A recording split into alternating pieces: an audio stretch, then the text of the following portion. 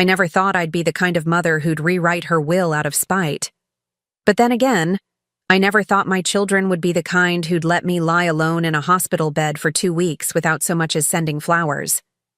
The monitor beside me beeped in steady rhythm, marking time in a room that felt frozen. Outside, spring had arrived in Oak Ridge, painting the world in shades of renewal. But from my window on the 3rd floor of Memorial Hospital, all I could see were the shadows of what my life had become. Before we jump back in, tell us where you're tuning in from, and if this story touches you, make sure you're subscribed, because tomorrow I've saved something extra special for you. Mrs. Wilson, your vitals are looking good today, Nurse Kim said, adjusting my IV. Any visitors coming? I smiled politely, the lie forming easily on my lips. Yes, my son Michael mentioned he might stop by after work. The kindness in her eyes betrayed that she knew the truth.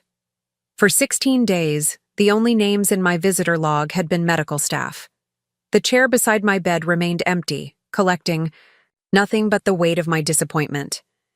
As she left, I reached for my phone. Another day, another attempt. The rings echoed hollow before my eldest son's voicemail greeted me.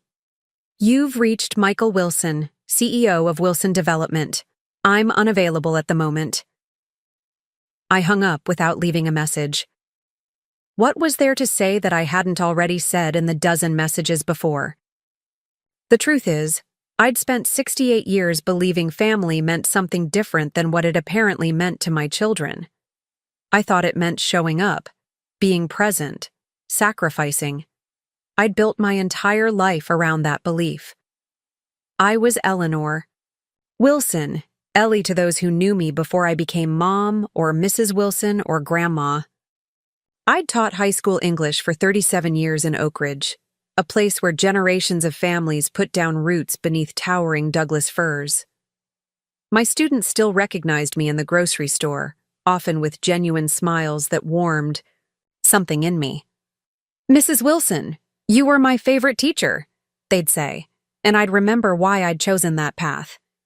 I purchased my Craftsman house on Maple Street when property values were still reasonable, back when my husband James was alive, and we still believed our future held more than just photographs and albums. After James passed from a sudden heart attack 15 years ago, that house became my sanctuary, especially the garden where I coaxed life from soil with the same patience I'd once used to nurture 3 children.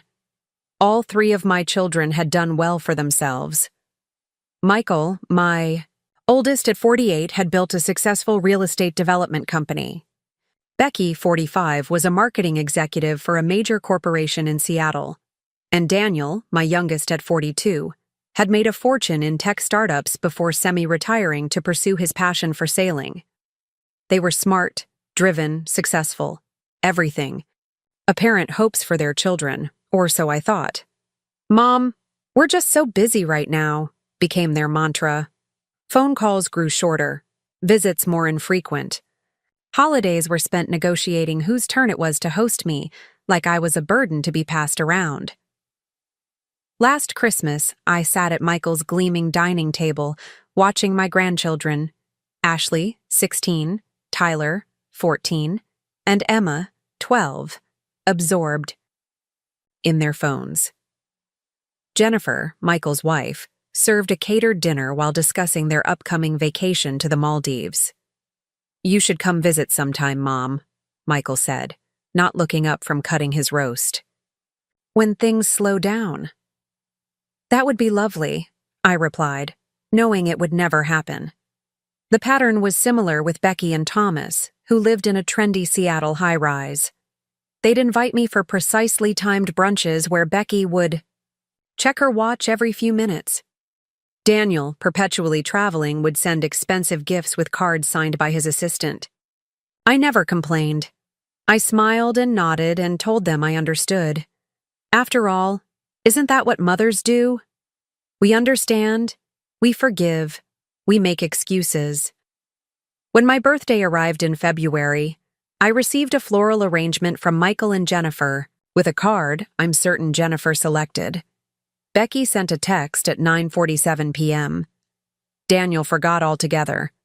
I marked the occasion alone, with a small cake from the local bakery and a glass of wine in my garden, thinking about how I'd once held these same children as they took their first breaths, their first steps, spoke their first words. How I'd sat through countless recitals and games and award ceremonies. How I'd helped pay for their educations, their first cars, their wedding expenses. That evening, I found myself digging through old photo albums. There was Michael, gap-toothed and proud, holding up his science fair trophy. Becky in her ballet costume, all legs and determination. Daniel covered in mud after winning his first soccer championship. Where did we go wrong? I whispered to James's photograph on the mantel. His eyes, so similar to Daniel's, seemed to hold no answers. The next morning, I felt an unusual tightness in my chest while tending to my roses. I dismissed it as heartburn, took an antacid, and continued with my day. By evening, the pain had intensified, radiating down my left arm. Even then, I hesitated to call my children. Instead, I called 911 myself, locked the door behind me, and walked to the ambulance under my own power. A neighbor I barely knew watching from her porch with more concern than my own children would likely show. At the hospital, things moved quickly. Mild heart attack, Dr. Peters explained, his voice gentle but serious. We've caught it early, but you'll need to stay for observation and possibly a stent procedure. My children, I started, then paused. I should call them. He nodded, handing me my phone before stepping out to give me privacy. I called Michael first, my fingers trembling slightly. Mom, I'm in a meeting, he answered, his voice clipped. I'm in the hospital, I said simply. I've had a heart attack. The silence that followed lasted 3 beats too long. Are you okay? He finally asked. They're keeping me for observation. They mentioned a possible procedure. Okay, well, keep me posted. I've got investors here right now, but I'll try to swing by later if I can wrap this up. He hung up before I could respond. Becky didn't answer at all, so I left a voicemail. Daniel texted back an hour later. That sounds scary. Let me know if you need anything.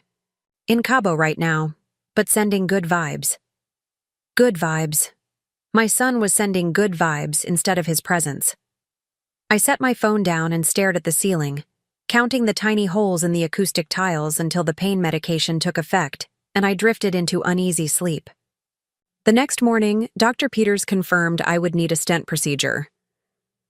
Is there someone we should contact to be here with you? He asked. I thought about lying, about preserving the fiction of a devoted family, but something in me had shifted. No, I replied. There's no one. His eyes held mine for a moment longer than necessary, and I wondered if he saw the shame there, the failure of a mother whose children couldn't be bothered to show up when she needed them most. The procedure was scheduled for the following day.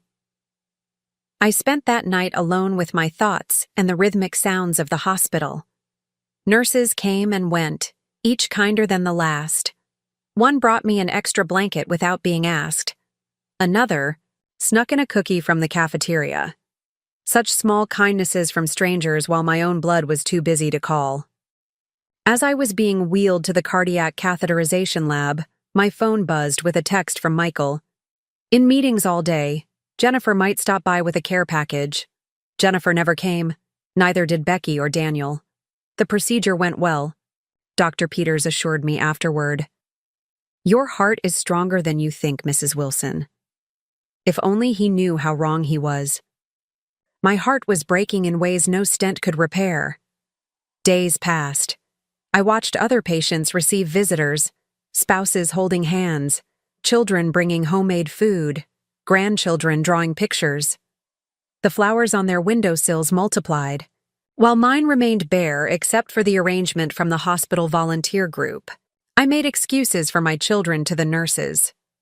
They live out of state, I lied. In truth, Michael lived 20 minutes away, Becky, an hour. Only Daniel had geographical distance as a legitimate excuse. On the 5th day, Becky finally called. Mom, I'm so sorry I haven't made it there yet. This product launch is just consuming every minute. How are you feeling? Preparing and narrating this story took us a lot of time, so if you are enjoying it, subscribe to our channel. It means a lot to us. Now back to the story. Better, I said, and it wasn't entirely untrue. Physically, I was improving. Emotionally, something inside me was hardening, crystallizing into a clarity I hadn't possessed before. That's great. Listen, I was thinking maybe we could move your follow-up care to a facility closer to Michael's. It would be easier for everyone to visit. Translation, it would be more convenient for them to pop in for obligatory 15-minute visits between more important engagements. I'll think about it, I replied. Later that day, Dr. Peters came by during his rounds. He sat on the edge of my bed, something doctors rarely do, and asked me about my garden. Somehow we'd begun talking about it during one of his earlier visits. The irises should be blooming now, I told him. Purple and yellow ones, near the stone bench. He smiled. I have a confession to make, Mrs. Wilson. I live in your neighborhood. I've admired your garden many times on my morning runs. Really?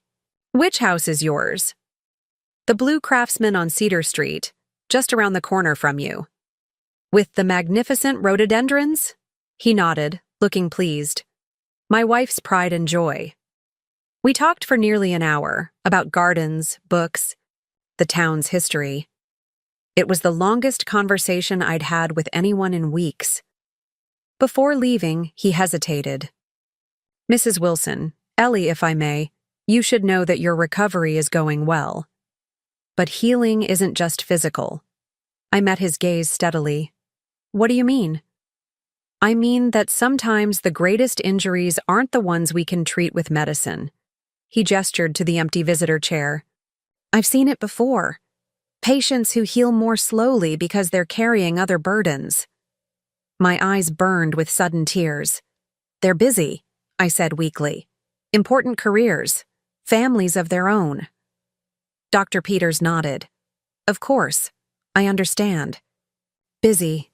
I work 80-hour weeks. But when my mother had her hip replaced last year, I took a week off.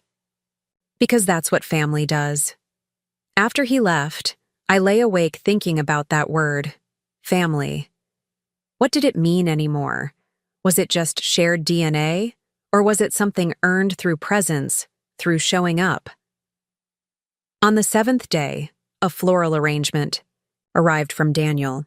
The card read, "Get well soon, Mom. Thinking of you." In handwriting that wasn't his. I placed it beside the volunteer flowers and tried to feel grateful. Michael finally visited on day 9. He came during his lunch break, stayed for exactly 22 minutes, and spent most of that time on his phone, putting out fires at work. He kissed my forehead before leaving, promising to return the next day. He didn't. Becky called again on day 12, apologizing profusely. The launch went sideways. I'm working 16-hour days, Mom. I promise I'll visit as soon as things settle down. By day 14, I was cleared for discharge. Dr. Peters came by to go over my aftercare instructions. Is someone coming to pick you up? He asked. I nodded, another lie. I'd already arranged for a hospital transportation service to take me home. Well, I'm glad to hear it, he said, though something in his expression told me he knew the truth. You'll need some help for the first few days. No heavy lifting, limited stairs. I'll be fine, I assured him. He handed me his card. My personal number is on the back. If you need anything, medical advice or just someone to check your garden, please call. I was touched by the gesture, by this relative stranger showing more concern than my own children. As the transport service helped me into my empty house, I felt something shift inside me.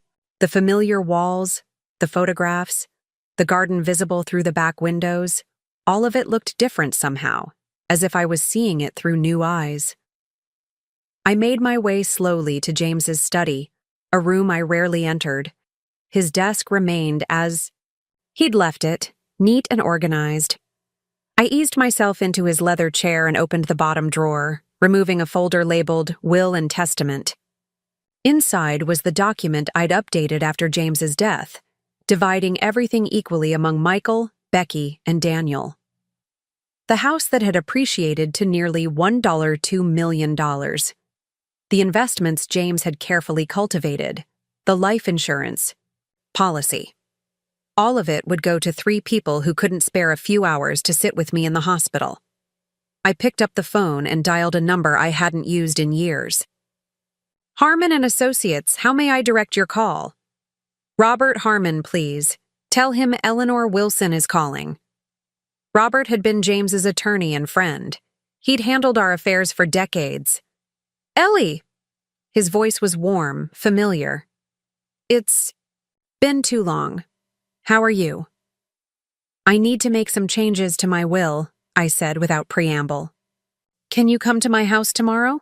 I'm not supposed to drive yet. Of course, but is everything all right? I gazed at the family portrait on the wall, taken years ago when the children still smiled at me with genuine affection. No, I answered, honestly. But it will be. As I hung up the phone, I noticed a text from Michael. Hope you got home okay. Crazy day here. We'll try to call soon. I set the phone down without replying and turned instead to the window where my garden awaited.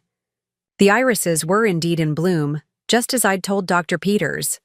Purple and yellow heads nodding in the afternoon breeze, resilient and vibrant. For the first time in weeks, I smiled. Not the polite smile I'd offered the nurses or the brave one I'd worn for Dr. Peters. This was something different. The smile of a woman who had finally seen the truth, who was ready to bloom in unexpected ways. I picked up a pen and began to write, drafting notes for my meeting with Robert. My children had been too busy to visit me in the hospital, and now I would be too busy to include them in my will. Robert Harmon arrived at my doorstep exactly at 2 p.m., punctual as ever. Time had been kinder to him than to me. His once brown hair was now distinguished silver, but his posture remained upright, his eyes sharp behind horn-rimmed glasses. He carried a leather briefcase that looked identical to the one he'd had when James was alive. Ellie, he said warmly, taking my hand between both of his. You're looking well, all things considered. I smiled and ushered him in, moving more slowly than I would have liked. Tea? I've just made a pot. That would be lovely. We settled in the living room where afternoon light filtered through lace curtains, casting delicate patterns across the hardwood floor. I poured Earl Grey into James's old china cups, the ones I only used for special occasions or moments that required a certain formality. This felt like both. So, Robert said after taking a sip, you mentioned wanting to make changes to your will. May I ask what prompted this? I set my cup down carefully, the soft clink against the saucer filling the momentary silence. I had a heart attack 2 weeks ago. His eyebrows shot up. Ellie, I had no idea. Are you? I'm recovering, I said, cutting him off gently. The doctors expect a full recovery with proper care and rest. That's good news, at least. Were Michael and the others a help during your stay? The question hung in the air. I could have softened the truth, made excuses as I'd done for years. Instead, I looked directly into Robert's eyes. None of my children visited me during my 2-week hospital stay, I said. Michael came once, for 22 minutes, most of which he spent on his phone. Becky called twice. Daniel sent flowers with a card signed by his assistant. Robert's expression shifted from surprise to something darker, disappointment perhaps, or anger on my behalf. He had known my children since they were young, had watched them grow up alongside his own. I see, he said finally, his tone carefully measured. No, I don't think you do, I replied, surprising myself with the edge in my voice. For 15 days, I lay in that hospital bed wondering if I had somehow failed as a mother. If I had raised children incapable of basic compassion, if the values James and I thought we were instilling simply never took root. I stood up, moving, to the mantelpiece where family photographs chronicled decades of birthdays, graduations, weddings. But then I realized something, Robert. I didn't fail them. They failed me. He nodded slowly. And now you want to change your will. Yes. May I ask what changes you have in mind? I returned to my seat, pulling out the notes I'd prepared. I want to remove Michael, Rebecca, and Daniel as primary beneficiaries. The house, the investments, the insurance, none of it should go to them. If Robert was shocked, he didn't show it. Instead, he slipped into the professional demeanor I'd seen him use in more challenging legal matters. Ellie, while I understand your feelings, and believe me, I sympathize, decisions about wills shouldn't be made in haste or anger. This isn't hasty, I countered. And it's not just about anger. It's about consequence, about teaching a lesson. They should have learned long ago. And who would you name as beneficiary instead? I hadn't gotten that far in my thinking. In truth, I'd been so focused on what I was taking away that I hadn't fully considered what to do with it. I'm not sure yet. Maybe charities. The local hospital has an excellent cardiac care unit. Robert made a note, then asked carefully, "Have you spoken with your children about how their absence affected you?" "They haven't given me the opportunity," I said, unable to keep the bitterness from my voice. "But honestly, Robert, what would be the point? Would it change anything? Would it make them suddenly care?" He sighed, setting his pen down. "Ellie, I've known you for what, 30 years now? In all that time, I've never known you to be vindictive. Determined, yes. Principled, absolutely. But not vindictive. People change," I said quietly. "Heart? Attacks have a way of clarifying things. Fair enough." He reached for his briefcase. "I'll draw up a draft amendment to your will based on your notes, but I won't file anything for 30 days. That gives you time to reflect, to perhaps have those conversations with your children." I started to protest, but he held up a hand. "This is standard procedure, Ellie. Making significant changes to estate plans requires a cooling-off period to ensure the changes reflect your true wishes rather than temporary emotions." Reluctantly, I nodded. "Fine. 30 days. After Robert." Left, I stood at my living room window, watching as he backed out of the driveway. The street was quiet, neighbors still at work. A mail carrier made his way down the opposite side, moving with the unhurried pace of someone with a familiar route. My phone buzzed on the side table. A text from Becky. "Hope you're settling in okay at home. We'll try to swing by this weekend, if this project wraps up." I didn't respond. Instead, I slipped on a light jacket and made my way carefully to the garden. It felt alien to move so cautiously through my own space, to approach the flower beds with such tentativeness. But the stitches from the stent procedure still pulled if I moved too quickly, a physical reminder of my new vulnerability. The garden welcomed me back with vibrant color and fragrance. I lowered myself onto the stone bench, feeling the cool surface through my thin slacks. This space had always been my sanctuary, the place where I felt most at peace. Today, though, there was a different quality to the solitude, less peaceful, more stark. "Mrs. Wilson, Ellie?" I turned to find Dr. Peters standing at the garden gate, still dressed in hospital scrubs beneath a light jacket. "I hope you don't mind," he said, looking suddenly uncertain. "I was driving home and thought I'd check on you. Professional obligation. And all that." I gestured to the empty space beside me on the bench. "Not at all. Please join me." He settled beside me, his eyes taking in the carefully tended beds. "Even more beautiful up close," he remarked. "These irises are spectacular." "Thank you. They were my husband's favorite." "James, right? You mentioned him during your stay." I nodded, oddly touched that he remembered such a detail amidst the hundreds of patients he must see. "How are you feeling? Any unusual discomfort? Shortness of breath?" "Physically, I'm fine," I said, following doctor's orders to the letter. "And otherwise?" I looked at him, this relative stranger who had somehow become a more consistent presence in my recent life than my own children. "I'm angry," I admitted. "Disappointed, maybe a little lost." He nodded slowly. "All normal reactions. A health crisis can be clarifying." That's exactly what I told my lawyer this afternoon. Dr. Peters raised an eyebrow but didn't pry. Instead, he gestured toward a clutch of unopened buds. "What are those? They look ready to bloom." "Daylilies, orange and yellow.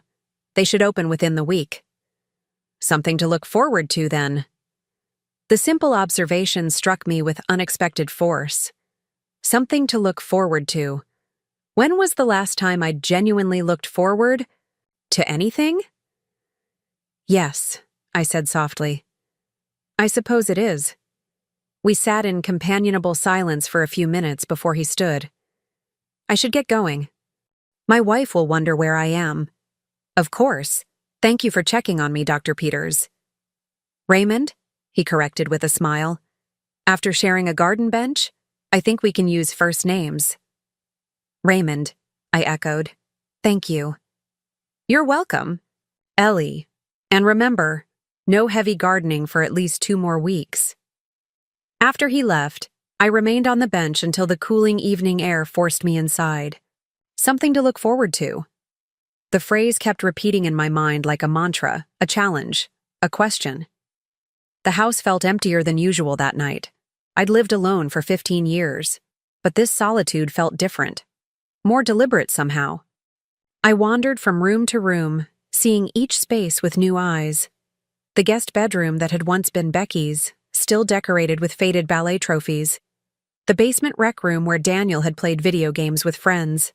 The formal dining room where we'd gathered for holidays. The table that could seat 12 now hidden beneath a protective cloth, unused for years. This house had been built for a family. What was its purpose now? In the kitchen, I opened the refrigerator and stared at its meager contents. I hadn't had the energy to go grocery shopping since returning home. The hospital had provided a meal. Delivery service for my first 3 days back, standard procedure for cardiac patients. But that had ended yesterday. Now there was just half a loaf of bread, some cheese, and various condiments.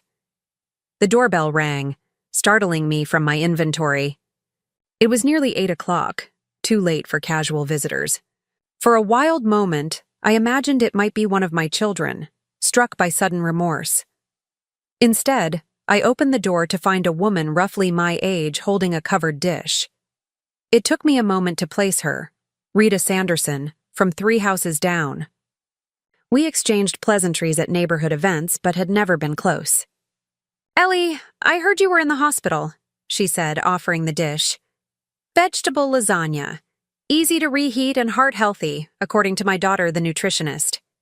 "That's very kind of you, Rita. Thank you." She waved away my thanks. "The neighborhood association takes care of its own. We would have come sooner, but we only just found out. Your children didn't let anyone know." The casual observation stung more than it should have. "Well, they're very busy," I said automatically, the familiar excuse slipping out. Rita gave me a look I couldn't quite interpret. "Aren't we all?" It wasn't a question. "Anyway, there's a sign-up sheet going around. You'll be getting meals for the next 2 weeks, and Herb Johnson is putting your name on the lawn service rotation." "That's really not necessary." "Necessary isn't the point, Ellie. It's what neighbors do." She glanced over my shoulder into the empty house. "Are you managing all right otherwise? Need any help with daily tasks, transportation?" "I'm fine." "Really? The doctor says I'm recovering well." She nodded, seemingly satisfied. "Good. Well, don't hesitate to call if you need anything. My number's on the casserole dish. Just return it whenever you're feeling up to it." After she left, I sat at the kitchen table with a small portion of the still warm lasagna, stunned by this unexpected kindness.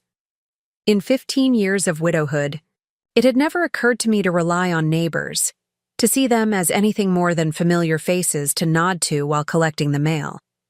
I'd been so focused on my children, on maintaining those increasingly threadbare connections, that I'd overlooked an entire community around me.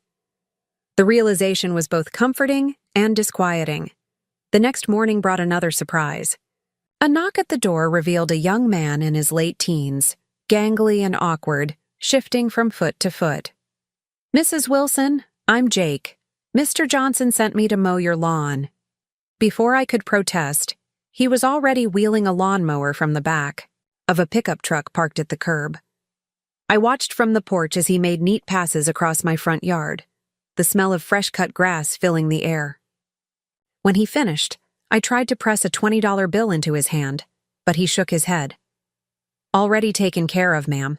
Mr. Johnson said to tell you he's got your yard on the rotation for the next month." As he drove away, my phone rang. Michael's name flashed on the screen. I stared at it for 3 rings before answering. "Mom," he said, his voice carrying that particular tone he used when he was multitasking. "How are you feeling?" "Better every day," I replied, keeping my voice neutral. Good. "Listen, Jennifer and I were thinking you might want to look into one of those senior living communities. You know, the nice ones with activities and medical staff on site." I sank into a chair, the air suddenly thin in my lungs. "What are you talking about, Michael?"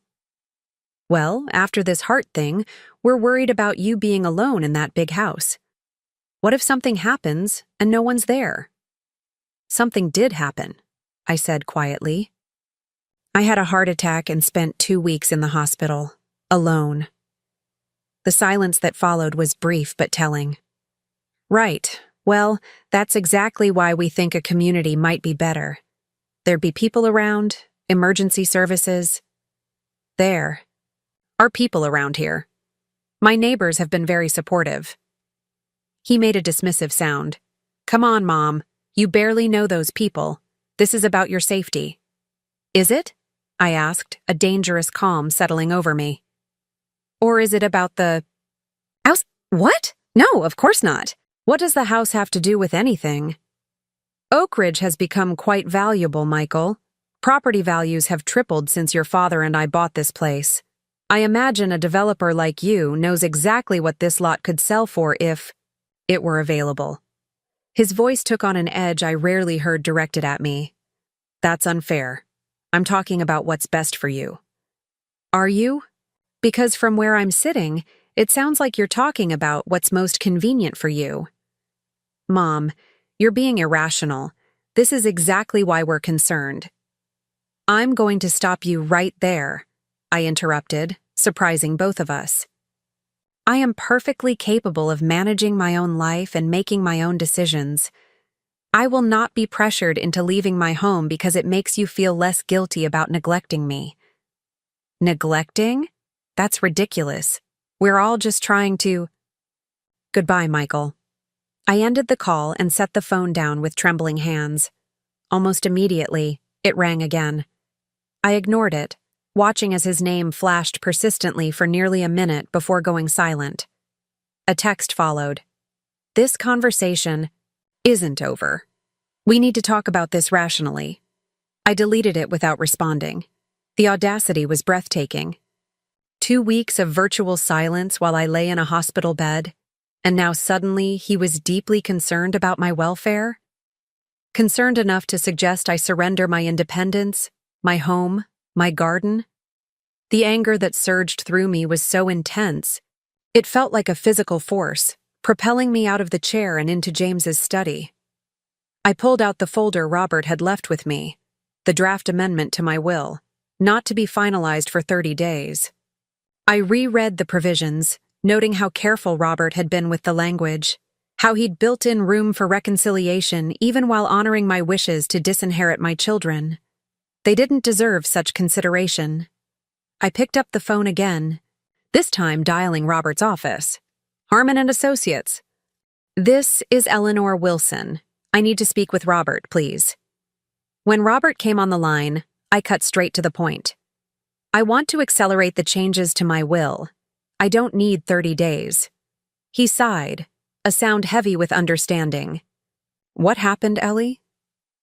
Michael just called to suggest I move into a senior living facility. For my own good, of course. I see. No, I don't think you do. He's never once asked about my recovery. Never offered to help with groceries or medication or anything practical. But he's suddenly very concerned about me living alone in a house that sits on nearly an acre of prime Oak Ridge real estate. Robert was silent for a moment. I understand your frustration, but this isn't frustration, Robert. This is clarity. I've spent decades making excuses for my children's indifference. I'm done. Another pause, longer this time. All right, I'll file the amendments tomorrow. But Ellie, there's something you should know about disinheriting children. What's that? It often leads to challenges after death. Allegations of undue influence, diminished capacity, coercion. It can get ugly. I hadn't considered that, but it didn't change my resolve. Then we'll make it ironclad, whatever it takes. That would mean psychiatric evaluations, perhaps. Videotape statements of intent. It's intrusive, Ellie. So be it. After hanging up, I sat at James's desk for a long time, staring at the photograph of us on our 30th anniversary, the last one before his death. We looked happy, unaware of how little time we had left together. James had been my anchor for so long. Without him, I'd allowed myself to become a footnote in my children's lives, grateful for whatever scraps of attention they deigned to give me. No more. The doorbell rang again, pulling me from my thoughts. This time, it was a middle-aged woman I vaguely recognized from neighborhood association meetings, bearing a tuna casserole. Behind her, I could see another neighbor unloading a small rototiller from his truck, heading toward my garden. "Hope you don't mind," the woman said, following my gaze. "Stan heard you weren't supposed to do heavy gardening for a while. He's just going to turn that new bed you'd marked out by the fence." I blinked back unexpected tears. That's incredibly thoughtful. She shrugged as if it were nothing. "That's what community is for, right? By the way, I'm Diane. I know we've met at the neighborhood picnics, but of course, Diane, please come in." I spent the afternoon getting to know a woman who had lived 4 blocks away for 8 years. We discovered a shared love of mystery novels, a mutual distaste for the city council's new parking regulations, and the fact that we'd both been teachers. She in mathematics, retired just last year. "You should come to book club," she said, as she was leaving. "First Thursday of every month. Nothing fancy, just wine and good conversation." For the first time since returning from the hospital, I felt something like anticipation. I'd like that. That evening, I received texts from both Becky and Daniel, clearly orchestrated by Michael. Becky: "Mom, we need to talk about your living situation. Michael says you're being stubborn." Daniel: "Hey, Mom, heard you had a rough call with Michael. Maybe consider what he's saying? We're worried about you." I didn't respond to either message. Instead, I sat in my garden as dusk fell, watching fireflies begin their nightly dance among the flowers. The neighbor, Stan, had done a beautiful job preparing the new bed. Come spring, it would be perfect for the rose bushes I'd been planning to add. My phone rang again. Becky this time. I let it go to voicemail, then listened to her message. "Mom, I don't know why you're being so difficult about this. We're trying to help. Michael found a really nice place in Maplewood Heights. It's like a resort, honestly. They have garden plots for residents and everything. Just call me back." Okay. Garden plots. As if my carefully cultivated half-acre of botanical diversity could be replaced by a 4x4 patch of communal dirt. As if my life could be condensed and relocated for convenience, like furniture being rearranged in a room. The next morning brought a cascade of calls and texts, each more insistent than the last. Michael had apparently rallied his siblings into a unified front. The messages ranged from concerned to cajoling to thinly veiled threats. "Mom, if you won't be reasonable, we might need to look into guardianship options." That one, from Michael, sent a chill down my spine. I called Robert. Immediately. "They're talking about guardianship now," I said without preamble when he answered. "Can they do that?" "Not easily, no," he assured me. "You'd need to be deemed incapable of making your own decisions. A heart attack doesn't qualify, especially when you're clearly recovering well." But they could try? They could, but it would be an uphill battle without significant evidence of cognitive decline or self-neglect. "Is there something specific you're worried about?" I hesitated, then admitted, "I'm worried they'll make up something. Say I'm unstable or confused. Michael's always been persuasive when he wants something." Robert's voice took on an edge I rarely heard from him. "Ellie, listen to me. I've known you for 3 decades. You're one of the most level-headed people I've ever met. If Michael or anyone else tries to claim otherwise, they'll have me to deal with. And I'm a very, very good lawyer." His words steadied me. "Thank you, Robert. In the meantime, it might be wise to have a medical evaluation. On record. Cognitive function, decision-making capacity, the works. Makes it harder for anyone to claim you're not of sound mind. I'll arrange it. And Ellie, document everything. Every call, every text. Keep a record." After we hung up, I sat down with a notebook and began meticulously recording the morning's communications. Times, dates, exact wording where I could remember it. It felt strange, almost paranoid to be documenting interactions with my own children as if preparing for legal battle. But Robert was right. I needed protection. The doorbell rang yet again, interrupting my note-taking. This time, it was Raymond. Peters, not in scrubs but casual weekend clothes. "Official follow-up visit," he said with a smile that softened the formality of the words. "Hospital protocol for cardiac patients 1 week post-discharge." I invited him in, oddly grateful for the interruption. He conducted a brief examination. Blood pressure, heart rate, a few questions about medications and symptoms. "Everything looks good," he pronounced, packing his stethoscope back into a small medical bag. "You're healing well, Ellie." I must have looked skeptical because he added, "Physically at least. The rest takes longer." "The rest?" "Finding your new normal. Adjusting to the reality that life has changed, even if the changes aren't visible." He glanced around the living room, taking in the family photographs, the well-worn furniture. It's often the emotional recovery that's the most challenging. Something about his matter-of-fact kindness broke through the careful composure I'd been maintaining. "My children want to put me in a home," I blurted out. "They think I can't manage by myself anymore."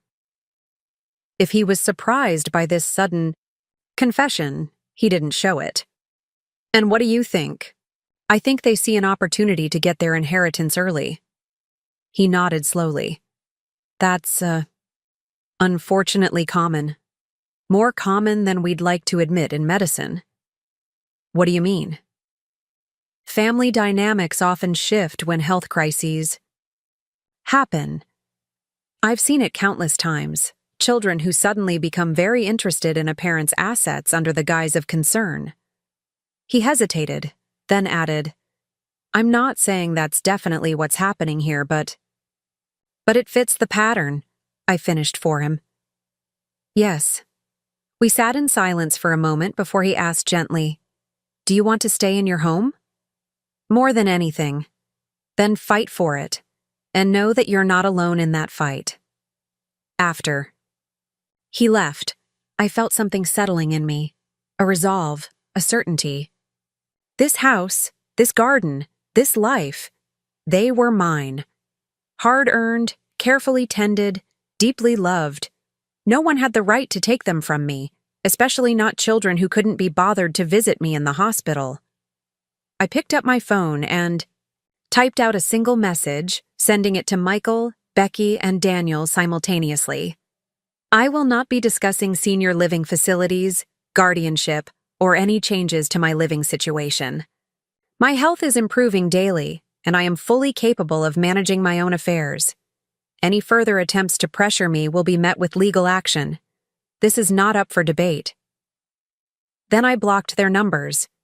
It was a drastic step, one that sent a tremor of doubt through me even as I confirmed the action. These were my children, my flesh and blood. The people I had raised, loved, sacrificed for. Cutting them off, even temporarily, felt like severing a limb. But as I set the phone down, I also felt a profound sense of relief. For the first time in years, perhaps decades, I was putting myself first. My needs, my wishes, my dignity. The garden called to me then, its colors more vibrant than ever in the late afternoon light. I made my way carefully outside, settling onto the stone bench with a small notebook. If I couldn't tend the flowers physically yet, I could at least plan. New plantings for summer, bulbs to order for fall, the rose varieties I'd dreamed of adding to that newly prepared bed. As I sketched and made notes, a sense of peace settled over me. This garden would bloom again, with or without my children's approval. And so, I realized, would I? 3 days passed with no contact from my children. I kept expecting to feel the ache of their absence more acutely, but instead found myself settling into a new routine, one built around my recovery and the unexpected support system that had materialized around me. Each morning brought a different neighbor with breakfast or offers of assistance. Rita helped me organize my medications in a weekly pill case. Stan returned to install a drip irrigation system in the newly prepared garden bed. So you won't have to worry about watering while you're still taking it easy. Diane brought books from her personal collection and stayed for tea, filling my quiet house with laughter I hadn't realized I'd been missing. Raymond Peters stopped by every other day, initially under the guise of medical follow-ups, but increasingly, just to check in. We'd sit in the garden, discussing everything from local politics to classic literature to the best techniques for propagating hydrangeas. His company was easy, undemanding, a friendship forming in the gentlest of ways. On the 4th day after blocking my children's numbers, a certified letter arrived from Michael. I recognized his law firm's letterhead immediately. Dear Mother, it began with formal coldness. Your recent behavior has raised serious concerns about your mental and emotional stability following your cardiac event. Your refusal to discuss reasonable safety measures and your abrupt cutting of communication suggest you may not be thinking clearly.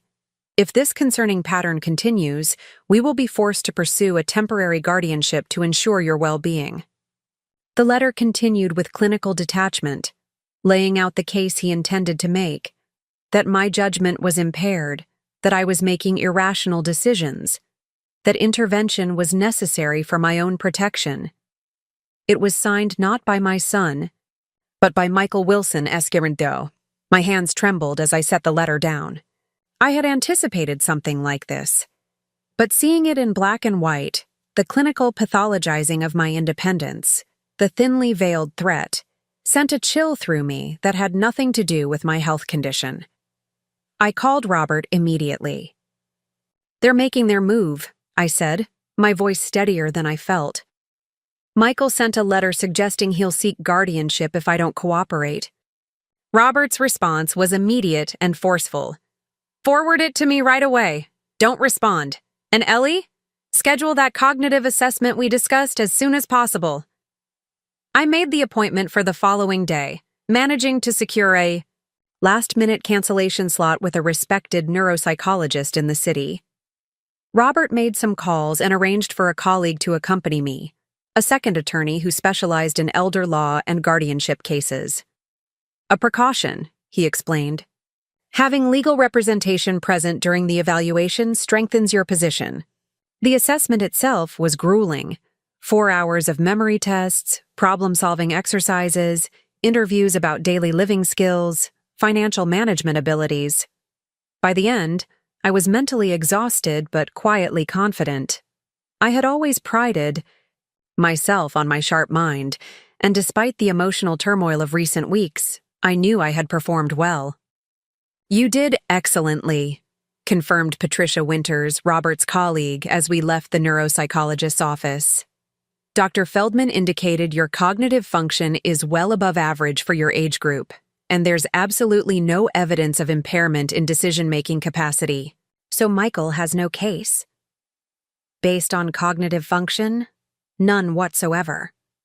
She hesitated before adding, "But these situations can get complicated when emotions and family dynamics are involved. Judges sometimes err on the side of caution, especially with elderly individuals who live alone." The word elderly stung more than it should have. At 68, I didn't feel elderly. Or at least I hadn't until my heart tried to betray me and my children revealed their true colors. "What do we do next?" I asked as Patricia drove me home. "We prepare, document your independence, gather evidence of community support and engagement. Demonstrate that you have a robust care network that doesn't rely solely on your children." She glanced at me. "Do you have friends or neighbors who would be willing to provide statements about your capabilities?" I thought of Rita, Stan, Diane, people who had known me for years in a peripheral way but had stepped forward when needed. "Yes, I believe so." "Good. And you mentioned a doctor who's been checking on you regularly?" "Raymond Peters. He lives in the neighborhood."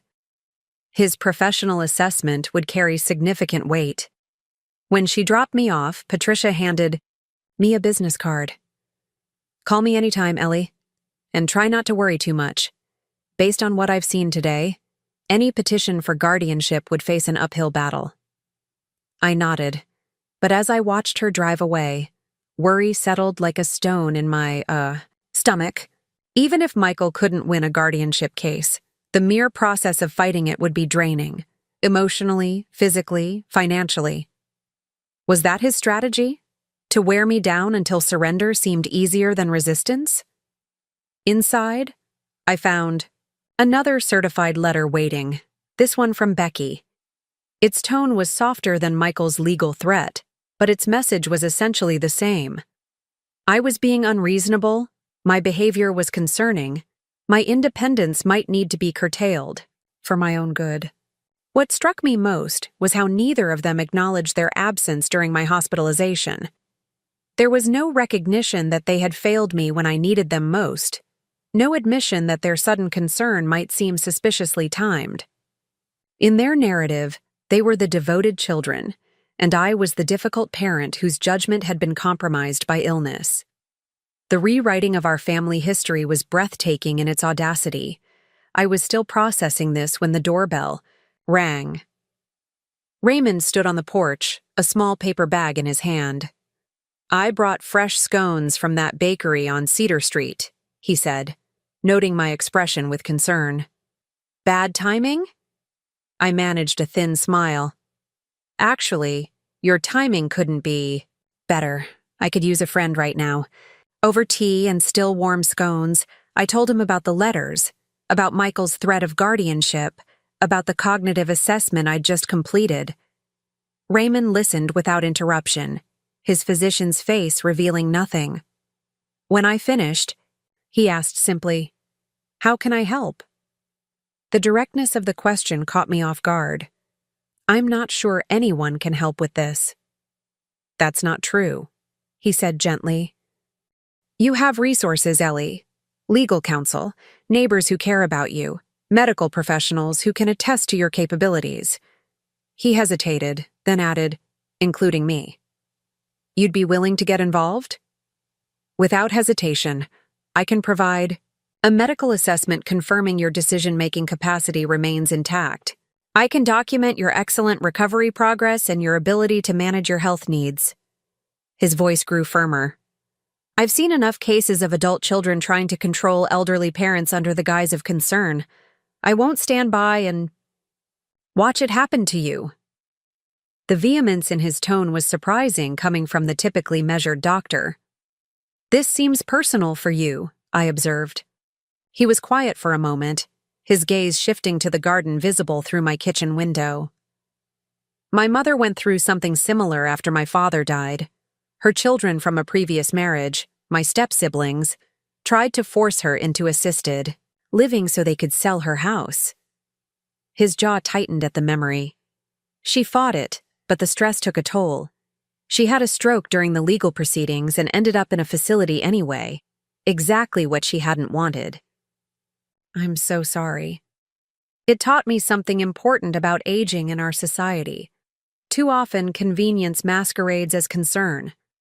Autonomy is treated as expendable once you reach a certain age." He turned back to me, his expression resolute. "I couldn't help my mother as much as I wanted to then. I was still in medical school without resources or influence, but I can help you now." That evening, after Raymond left, I sat in James's study again, surrounded by the accumulated evidence of our life together. Photographs, books, the certificate of appreciation he'd received after 30 years at the same company. What would he think of all this? Of our children's behavior, of my response, of the legal battle potentially looming ahead? I could almost hear his voice, practical and direct as always. "They're showing you who they are, Ellie. Believe them." The next morning brought unexpected visitors.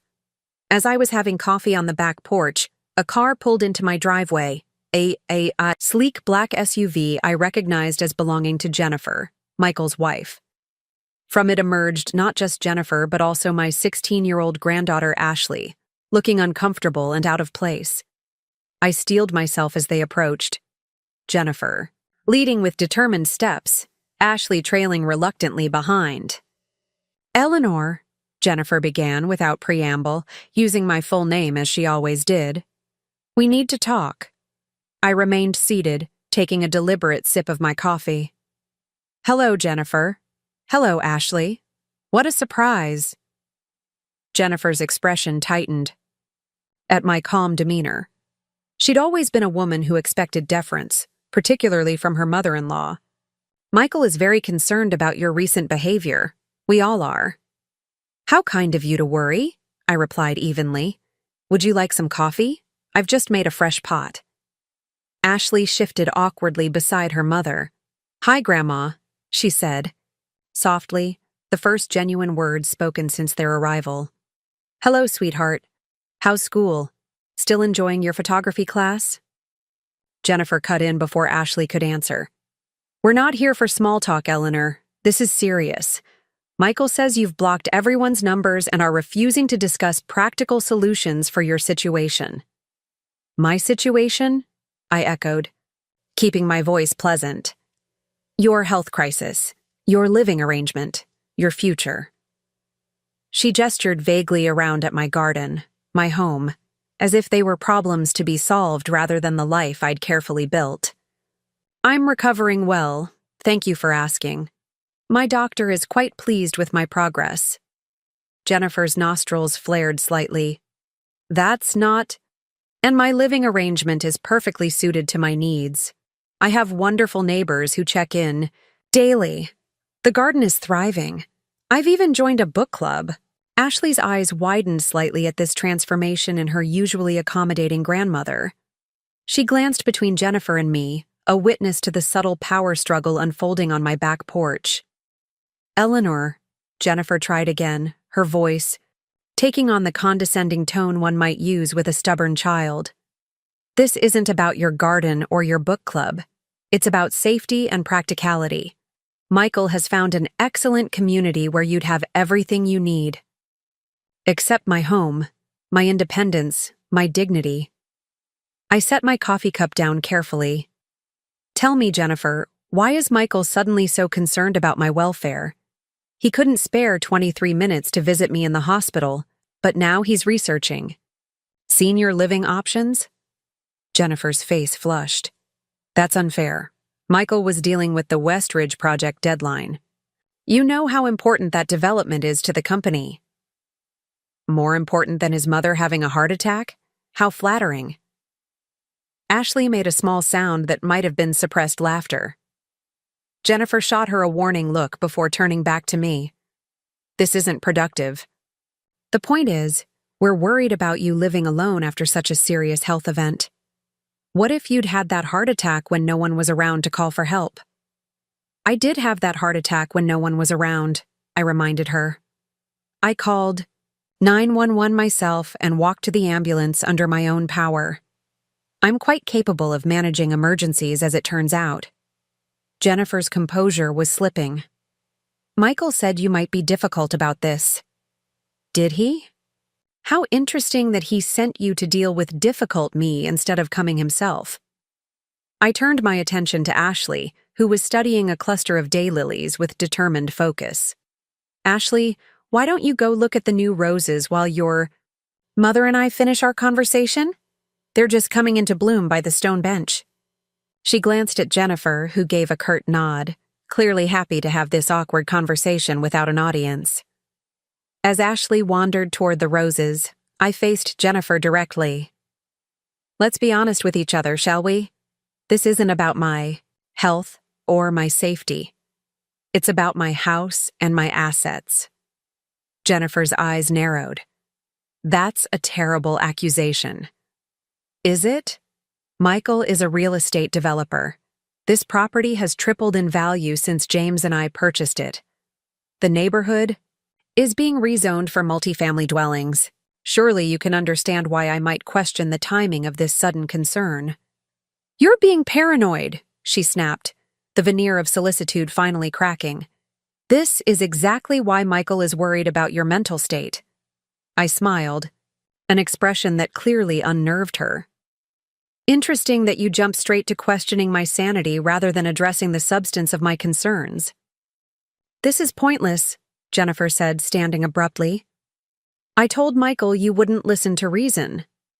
No, you told Michael what he wanted to hear because that's what you always do. But I'm curious about something, Jennifer. Did you ever stop to consider that I might outlive you, that I might remain independent and healthy for another 20 years? Where does that leave your plans for my property? The look she gave me was cold enough to frost the roses. Ashley, she called sharply, we're leaving. My granddaughter returned reluctantly, her phone in hand. But I just got here. Can't I stay a little while? Dad said I could visit with Grandma. Jennifer hesitated, clearly torn between her desire to make a dramatic exit and the complication of Ashley's request. Fine. I'll pick you up in an hour. Not a minute longer. As Jennifer's SUV pulled away, Ashley turned to me with an expression that was part awe, part concern. Grandma, I've never seen you stand up to Mom like that. I smiled, genuinely this time. Neither had she. Come, sit. With me. Tell me about school, about your photography, about anything that doesn't involve real estate or senior living communities.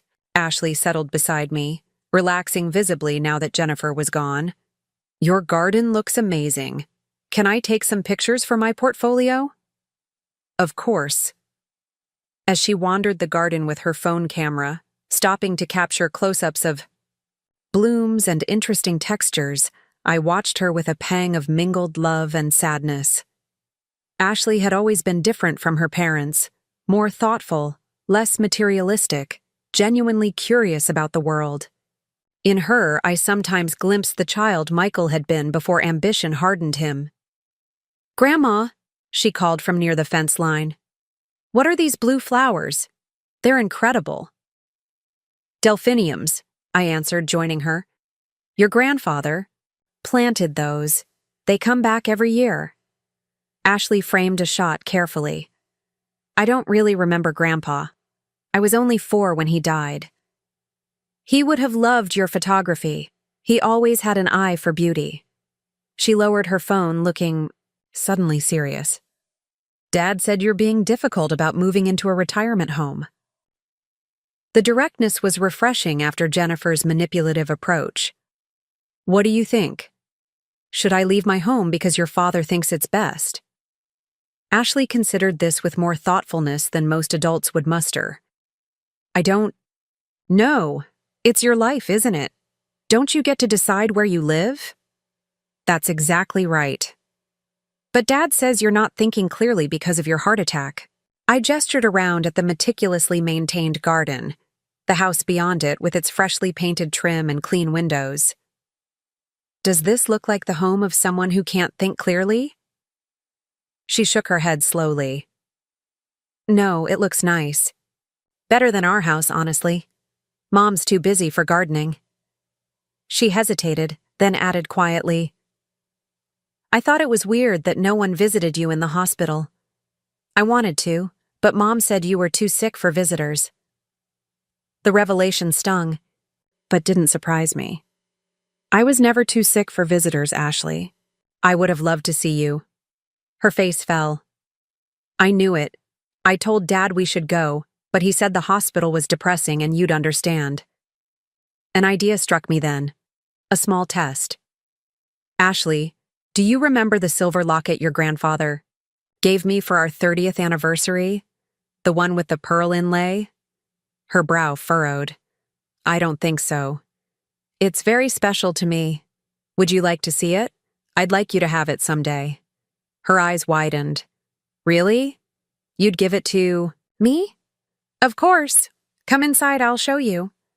In my bedroom, I opened my jewelry box and carefully lifted out the locket. It was genuinely precious to me. James had saved for months to buy it, and it contained a tiny photograph of us on our wedding day. It's beautiful, Ashley breathed, touching it reverently. When your grandfather gave me this, he said something. I've never forgotten. He said, Ellie, true worth isn't in things, but in how we cherish them. This locket isn't valuable because of its materials, but because of the love it represents. Ashley nodded solemnly. I get that. I'm glad. I closed the jewelry box. Would you like some lemonade? I made fresh this morning. In the kitchen, as Ashley sipped her lemonade, I asked casually, Has your father mentioned anything about changing my will? She looked surprised. Your will? No. He just talks about getting you into that Maplewood place. So Michael hadn't shared his full intentions with Ashley. Interesting. Do you know if your dad is having financial difficulties? I probed gently. With his business, perhaps? Ashley set down her glass, looking uncomfortable. I don't know about his business stuff, but... She hesitated, clearly weighing loyalty against honesty. Mom and Dad have been fighting about money lately. I heard them arguing about the mortgage and some investment that didn't work out. The piece clicked into place. Michael wasn't just after my property out of general greed. He needed it. The real estate market had been volatile lately, and over-leveraged developers were particularly vulnerable. Thank you for telling me, Ashley. I appreciate your honesty. When Jennifer returned precisely 1 hour later, Ashley hugged me tightly before leaving. I'll come back soon, she whispered. I promise. I watched them drive away with mixed emotions. The visit had confirmed my suspicions about Michael's motivations, but it had also reminded me of what I stood to lose by cutting ties with my family. Not just the ungrateful adult children, but also the granddaughter who seemed to genuinely care. That evening, Robert called with an update. Good news, Ellie. Dr. Feldman's assessment was unequivocal. You scored in the top percentile for cognitive function in your age group. If Michael tries to claim diminished capacity, we have solid evidence to the contrary. That is good news. I agreed, though the victory felt hollow. But Robert, I've been thinking, is there a way to protect my assets and my autonomy without completely disinheriting my children? He was quiet for a moment. There are options. We could set up a trust with specific conditions, ensure your house and other major assets remain under your control during your lifetime, with distributions only after your passing, and perhaps with certain stipulations. What kind of stipulations? That varies widely. Some people require regular family visits or involvement during their lifetime. Others specify that beneficiaries must achieve certain milestones: education, community service, sustained employment. Some include ethical conduct clauses. I considered this. Could I require them to make weekly hospital visits if I'm ever admitted again? Robert chuckled softly. That's unusually specific, but yes, it could be arranged. The challenge would be verification. I'm not ready to give up on them entirely, I admitted. Especially Ashley. She's different from her parents. Then we'll find a middle path. Protection for you now, possibility for them later. After we hung up, I went to the back porch with a glass of wine. My first since the heart attack, doctor approved. In moderation. The garden was transitioning from day to evening, that magical hour when colors deepen and shadows soften. A gentle breeze carried the scent of jasmine from the trellis near the fence. My phone rang, a number I didn't recognize. I answered cautiously. Grandma? It's Ashley. I'm using my friend's phone. Ashley? Is everything all right? Yeah, I wanted to tell you something. She lowered her voice. After we left your house, Mom told Dad that you accused them of wanting your money and property. Dad got really upset and said some things. My heart sank. What things, sweetheart? He said you were being manipulative and paranoid. But then he said something weird about how your house was worth more as a tear-down for condos than as a single-family home. It didn't sound like he was planning for you to live there much longer. The confirmation of my fears should have devastated me, but instead, it merely solidified my resolve. Thank you for telling me, Ashley. That was brave of you. I don't think they're being fair to you, she said, her voice small. And I don't think they're telling the truth about the hospital either. No, they're not. But let's keep this conversation between us for now, all right? I don't want you getting in trouble with your parents. After we said goodbye, I sat for a long time, watching darkness settle over the garden. The path forward was becoming clearer.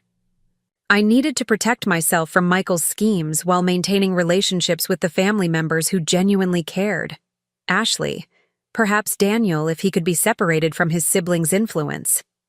The next morning, I called Patricia Winters, Robert's colleague who specialized in elder law. I'd like to discuss setting up a trust, I told her. One that protects my assets and independence during my lifetime, but still provides for certain family members under specific conditions after my passing.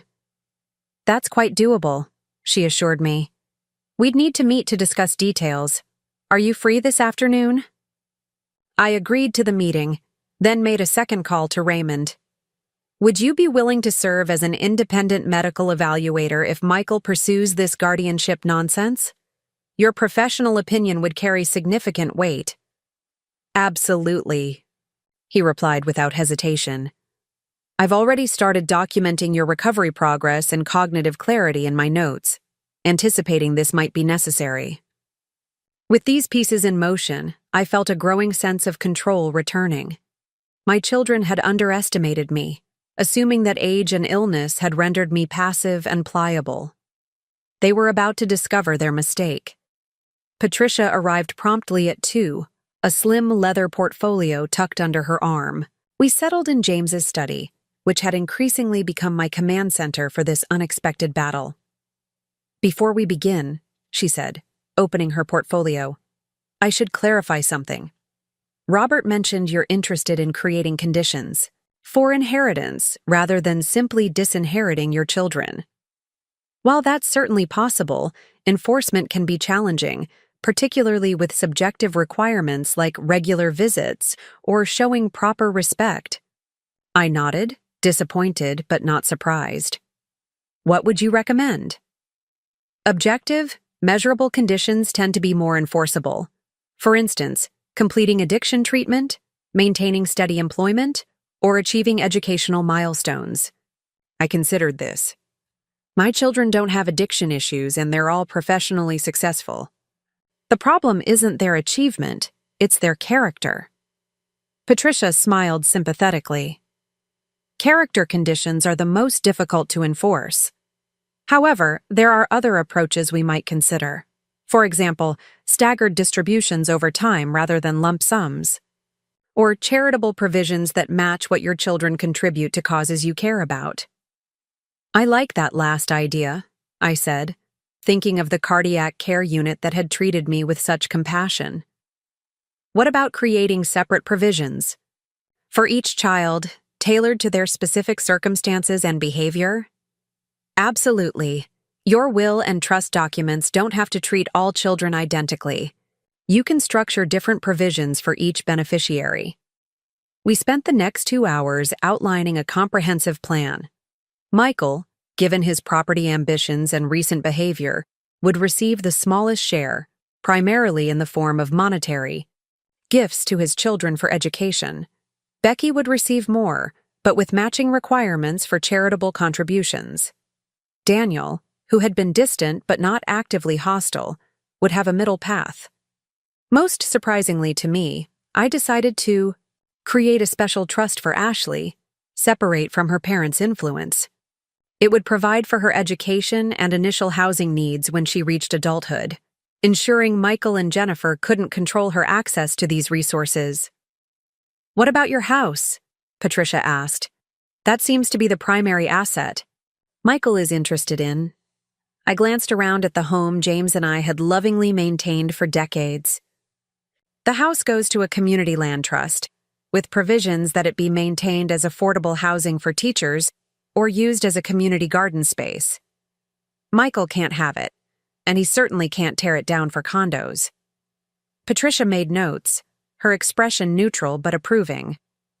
And during your lifetime? I stay here in my home, making my own decisions. I paused, considering. But I'd like to add one safeguard. If I do ever need assistance or care, I want a committee of 3 people, not my children, to help make those decisions. My attorney, my doctor, and a trusted neighbor, perhaps. A care committee. That's an excellent precaution, and one courts tend to respect if it's properly established. When Patricia left, I felt lighter than I had in weeks. The plan wasn't about revenge, though there was certainly an element of justice in denying Michael the property he so coveted. It was about reclaiming control, about ensuring my life's work and resources would be distributed according to my values, not seized by those who saw me as nothing more than an inconvenient obstacle to inheritance. That evening, as I tended to my garden, carefully, mindful of my recovery, the doorbell rang. I opened it to find Daniel standing on my porch, looking uncomfortable and out of place. "Mom?" he said simply, shifting from foot to foot like he had as a teenager when in trouble. "Can we talk?" I stood in the doorway, examining my youngest son's face. Daniel had always been the most difficult to read of my children, quiet and introspective where Michael was assertive, elusive where Becky was direct. Now, at 42, his features had settled into a weathered handsomeness that reminded me painfully of James. Unlike Michael, who had inherited my fair coloring, Daniel was his father in miniature, dark hair now threaded with distinguished silver, the same deep-set eyes, the same hesitant half-smile. "Come in," I said finally, stepping aside. He entered cautiously, as if crossing a threshold into foreign territory rather than his childhood home. His gaze swept the entryway, taking in the familiar photographs, the antique hall table, the watercolor of Oak Ridge Harbor that James had painted on our 20th anniversary. "Nothing's changed," he murmured. "Some things have," I replied, leading him to the living room. "Would you like tea? Or something stronger?" "Just water, thanks." I fetched 2 glasses from the kitchen, giving myself a moment to gather my thoughts. Daniel's appearance was unexpected. Of my 3 children, he had been the least involved in my life in recent years, not out of the calculated neglect Michael had shown or the hurried dismissiveness of Becky, but from a kind of drifting detachment that had begun in his 20s. and gradually widened into an ocean between us. When I returned, he was standing by the fireplace, studying the family portrait taken at Becky's wedding 12 years ago. We all looked happy, expectant, unaware of how time would reshape our relationships. "Here," I said, offering the water. "Why don't you sit?" He settled awkwardly on the edge of the sofa. "Mom, I've been hearing some concerning things. About Michael trying to get guardianship, about you changing your will." So that was it. The rumor mill had begun turning, and Daniel had been dispatched, or had volunteered, to investigate. "All true," I confirmed, watching his expression. "I had a heart attack. None of my children visited me in the hospital for more than 20 minutes over 2 weeks. Upon my release, Michael immediately began pressuring me to move into assisted living and surrender my home. When I refused, he threatened guardianship proceedings, claiming my judgment was compromised." Daniel winced at the baldness of my summary. "That's not how Michael explained it." "I'm sure it wasn't. How did he explain it?" "He said you were being paranoid, that you'd become suspicious and hostile after your heart attack, refusing reasonable discussions about your care." I couldn't help but laugh, though the sound held no humor. "Reasonable discussions? Is that what we're calling it when someone threatens legal action because their mother won't give them her house?" Daniel shifted uncomfortably. "He said you accused him of only wanting your property for development, because that's exactly what he does want." Ashley overheard him discussing how my house is worth more as a teardown for condos than as a single-family home. Those were his exact words. "Ashley is 16, Mom. She could have misinterpreted—" "Don't." My voice sharpened. "Don't make excuses for him, and don't dismiss your niece as unreliable because of her age. She has more integrity in her little finger than her father has in his entire body." Daniel looked taken aback by my vehemence. "I'm just trying to understand what's happening." One minute everything seemed normal, and the next there's talk of legal battles and disinheritance. "Normal?" I repeated incredulously. "Is that what you call it when your mother has a heart attack and none of her children can be bothered to visit her?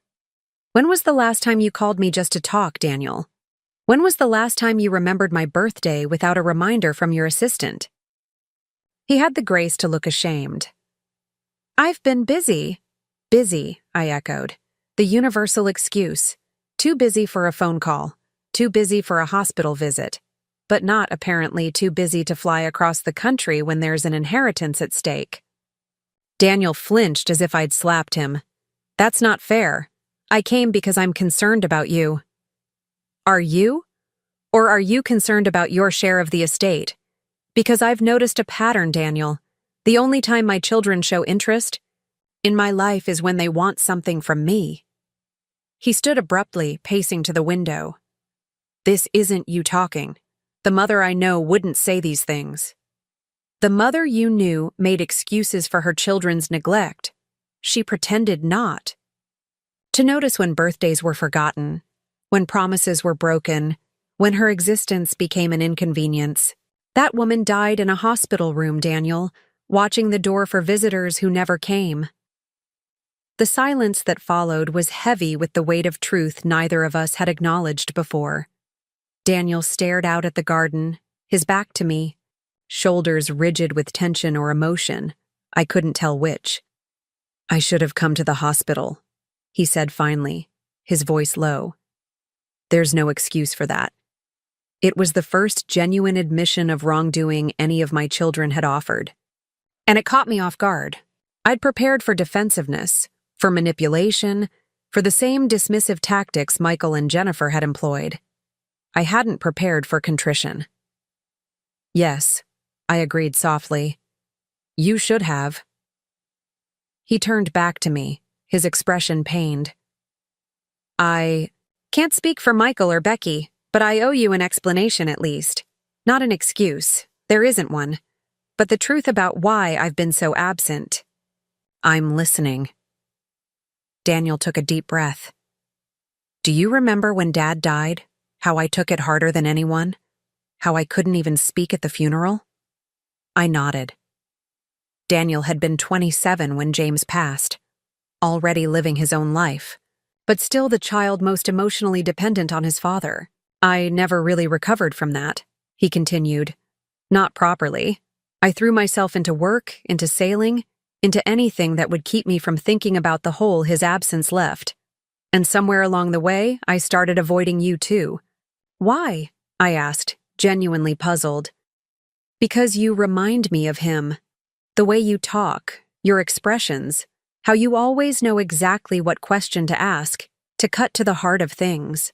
Being around you meant feeling his absence more acutely. It was such a simple explanation, and yet one that had never occurred to me. All these years, I'd assumed Daniel's distance stemmed from the same self-absorption that seemed to afflict his siblings. The idea that it came from grief, from a wound that had never properly healed, was both painful and strangely comforting. You could have told me, I said gently. I know, I should have. But the longer it went on, the harder it became to bridge that gap. And then it was just easier to stay away, to send gifts instead of visiting, to keep conversations brief and superficial. I considered his words, searching for the ring of truth in them. Daniel had always been more introspective than his siblings, more prone to internal struggles he rarely shared. What he was describing fit the son I had known. I believe you, I said finally, about your reasons for staying away, but it doesn't change the fact that when I needed you, needed any of my children, no one came. I know, he acknowledged, and I can't change that. But I want to try to do better now, if you'll let me. I studied him, trying to separate genuine remorse from the same self-serving manipulation Michael had displayed. Why now, Daniel? Why not 6 months ago or a year ago? Why does it take a crisis and potential changes to my will to bring you back? He flinched at the implication. I deserve that suspicion. But the truth is, I didn't even know about your heart attack until 4 days ago. I was on a sailing expedition in the Greek islands, completely off-grid. When I finally checked my messages in Athens, there were multiple voicemails from Becky about you being in the hospital, changing your will, blocking everyone's numbers.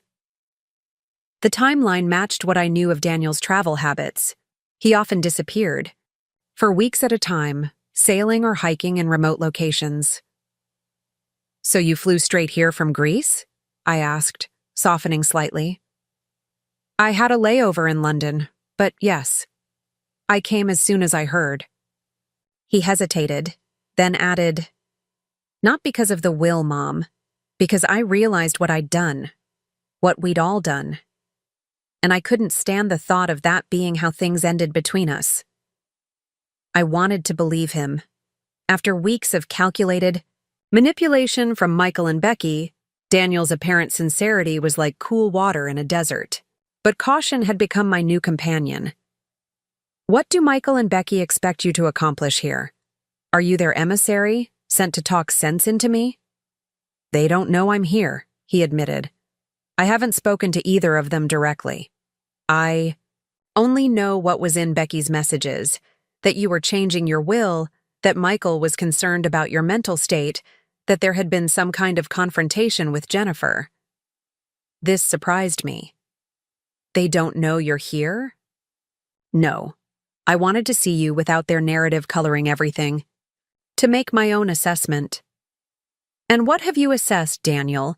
Am I the paranoid, hostile woman Michael describes? The confused, ill mother who needs to be managed for her own good? He met my gaze directly. No. You seem exactly like yourself. Sharp. Perceptive. Justifiably angry. If anything, more formidable than I remember. For the first time since he'd arrived, I felt a genuine smile tug at my lips. Formidable. Not a word often used to describe mothers. Maybe it should be. We sat in silence for a moment, the air between us charged with decades of unspoken emotions, his grief, my disappointment, the complicated love that persisted despite it all. What happens now? He asked finally. With the will, with Michael's guardianship threat, with everything? I considered how much to share. Daniel seemed sincere, but he was still caught in the middle of a family conflict with serious legal implications. I've taken steps to protect myself. A neuropsychological evaluation confirmed my cognitive function is well above average for my age.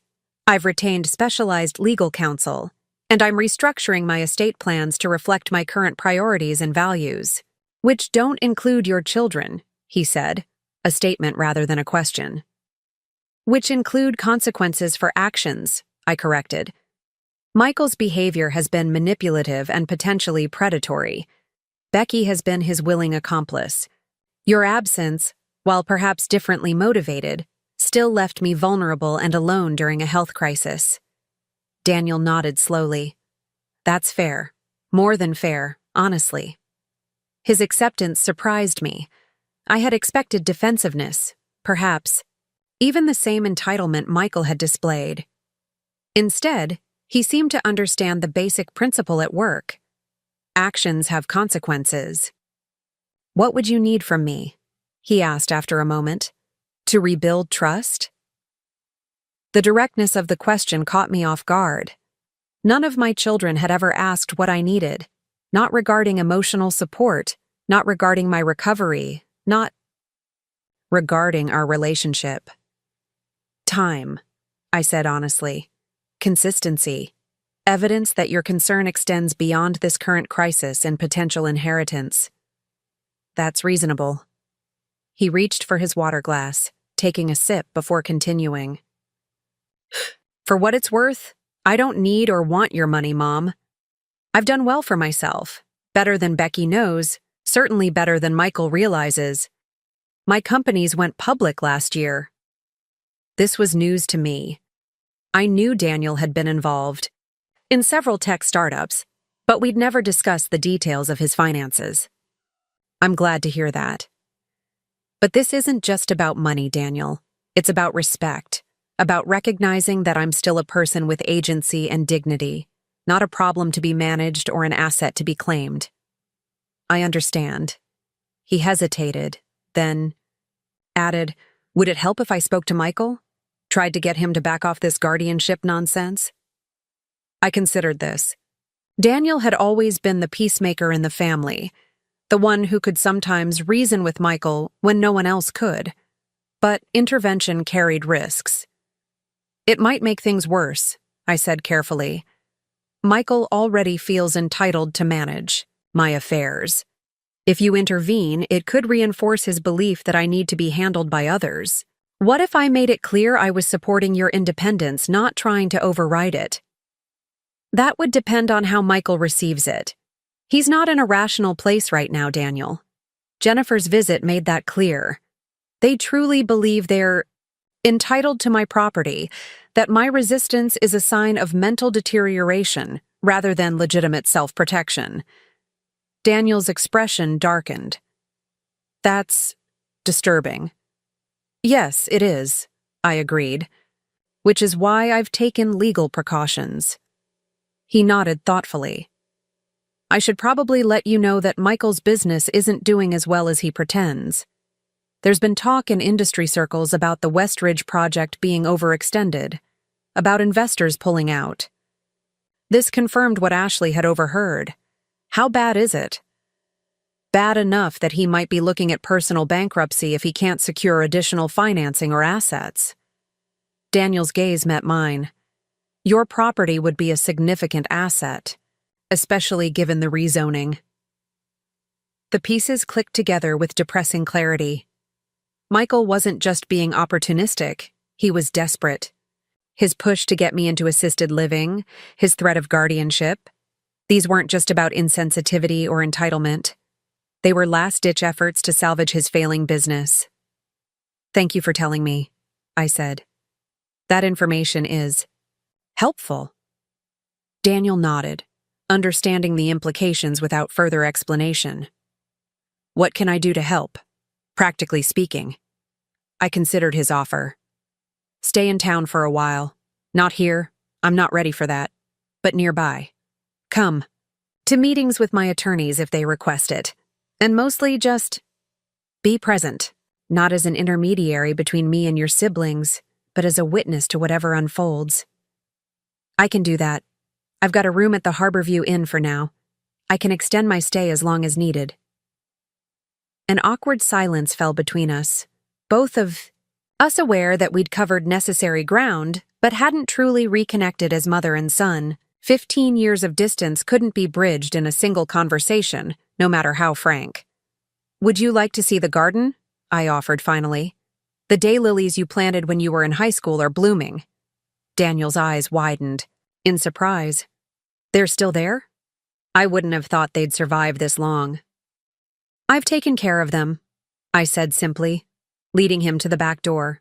We walked the garden paths in companionable silence, the tension of our earlier conversation gradually easing as Daniel recognized plants he'd helped install as a teenager, asked questions about new additions, pointed out a nesting robin in the crabapple tree. You know, he said as we approached the daylilies he'd planted decades ago. I remember why I chose these particular ones. The tag said they were happy returns. They bloom multiple times in a season instead of just once. Yes, I confirmed, touching one of the cheerful yellow blooms. They've been remarkably resilient. Something in my tone must have conveyed more than the literal meaning of the words, because Daniel turned to me with unexpected intensity. I am sorry, Mom. Truly. Not just about the hospital, but about all of it. The years of distance, the missed birthdays, the times you needed someone and I wasn't there. The apology, offered without qualification or excuse, touched something in me I'd thought permanently hardened. I believe you, I said softly. And I appreciate you saying, I want to do better. I know I can't make up for the past, but going forward, I want to be someone you can count on. I nodded, not trusting myself to speak immediately. When I did, I simply said, that would be nice. As Daniel prepared to leave an hour later, the sun was beginning to set, casting long shadows across the front lawn. He paused on the porch, clearly reluctant to end our tentative reconciliation. Can I call you tomorrow? He asked. Maybe we could have lunch somewhere? I'd like that, I said, surprised to find I meant it. After he drove away, I returned to the kitchen and made myself a simple dinner, my mind replaying our conversation. Of my 3 children, Daniel had always been the hardest to predict, capable of profound thoughtfulness one moment and frustrating obliviousness the next. I wasn't naive enough to believe everything was resolved between us, but his visit had offered something I hadn't expected. Hope. The doorbell rang as I was clearing my plate. I opened it to find Raymond, still in his hospital scrubs, holding a folder. Sorry to stop by unannounced, he said, looking tired but determined. But I thought you should see this right away. I invited him in, leading him to the kitchen where I'd been sitting. What is it? Medical records, he said, placing the folder on the table. Yours, specifically. I was reviewing them as part of preparing documentation for your legal situation, and I noticed something concerning. A chill ran through me. What kind of concerning? There appears to have been an unauthorized access to your records the day before you were discharged. Someone using Michael's doctor's credentials viewed your file, including your medication list and discharge planning notes. I stared at him, processing the implications. Are you saying Michael had someone access my private medical information? That's what it looks like. The access came from outside the hospital network, which triggered a security flag in the system. I followed up with Dr. Brennan, Michael's primary care physician, and he confirmed he didn't access your records and wasn't involved in your care. That's illegal, isn't it? Completely. It's a serious HIPAA violation. And more concerning, your discharge medications were changed after this access occurred. My mouth went dry. Changed how? Raymond opened the folder, pointing. to a section highlighted in yellow. Originally, you were prescribed a standard dose of Coreg for your blood pressure. After the unauthorized access, it was increased to twice the recommended starting dose for someone of your age and weight. What would that do? Potentially cause dizziness, fatigue, confusion, symptoms that could be interpreted as cognitive decline, especially in someone recovering from a cardiac event. The implication was so disturbing I could barely process it. Are you suggesting that Michael had my medication altered to make me appear mentally compromised? Raymond's expression was grave. I can't prove intent, but the timing is extremely suspicious, especially given his subsequent push for guardianship based on alleged cognitive impairment. I sank into a chair, my legs suddenly unsteady. How did you catch this? Pure luck, honestly. I was comparing your hospital discharge meds with what your cardiologist prescribed at your follow-up and noticed the discrepancy. Dr. Keller had already reduced your Coreg dose at your first post-discharge visit because your blood pressure was running too low. Have you reported this? Not yet. I wanted to speak with you first, since it involves your family. He hesitated. Ellie, if Michael is behind this, it goes well beyond family squabbles over inheritance.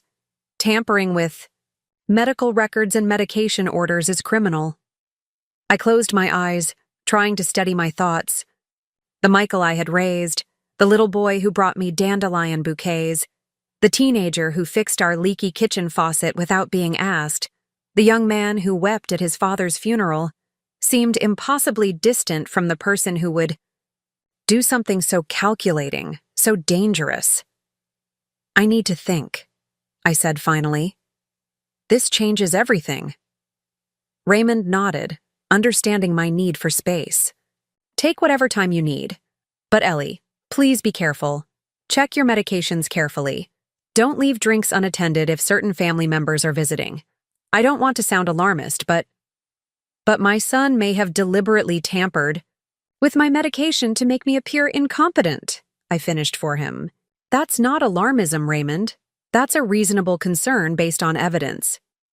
After Raymond left, I sat in the darkening kitchen, the folder of medical records untouched before me. Part of me wanted to dismiss the whole thing as a misunderstanding, a clerical error, anything but the deliberate manipulation it appeared to be. But the cold, rational part of my mind, the part that had been silently documenting my children's neglect for years, recognized the pattern. Michael needed my assets. He'd tried persuasion. He'd tried intimidation. When those failed, had he resorted to something more sinister? The thought made me physically ill. I picked up my phone and dialed Robert's number. Ellie? He answered, sounding surprised at the late call. Is everything all right? No, I said simply. I need to see you first thing tomorrow. Something's happened, something that changes our approach completely. What is it? I'd rather explain in person, but Robert, I think we need to consider a restraining order against Michael, and possibly criminal charges. The silence on the other end of the line spoke volumes. Finally, Robert said quietly, I'll clear my morning schedule. Come to the office at 9. Sleep eluded me that night. I kept replaying conversations with Michael, searching for signs I might have missed, clues to the depth of his desperation, the extent to which he might go to secure what he wanted.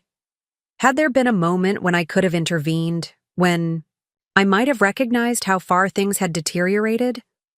Or had this coldness always been there, carefully concealed beneath the veneer of dutiful son? Dawn found me at the kitchen table, a cup of cooling tea before me, Raymond's folder open to the pages documenting the medication changes.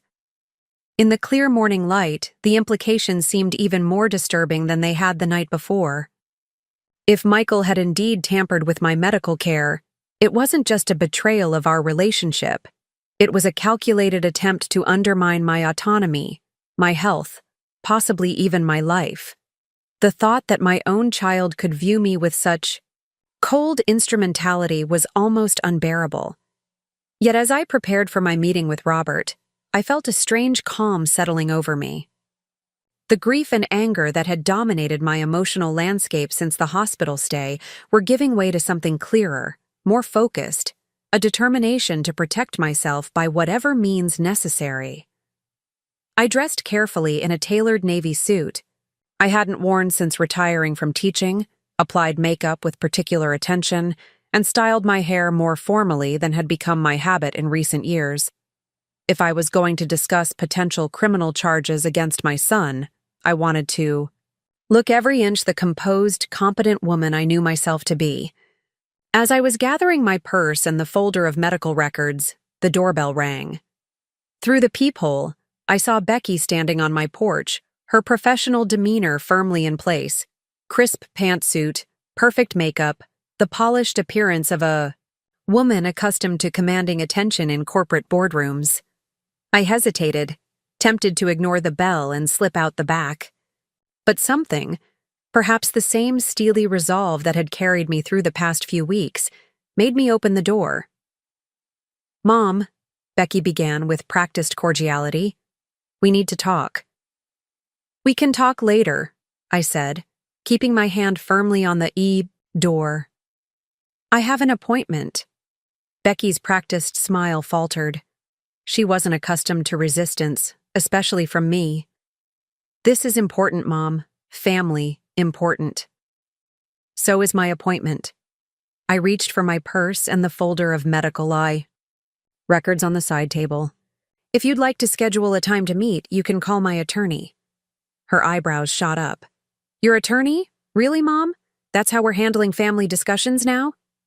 I met her gaze steadily. When the family discussion involves potential medication tampering and fraudulent guardianship claims, yes.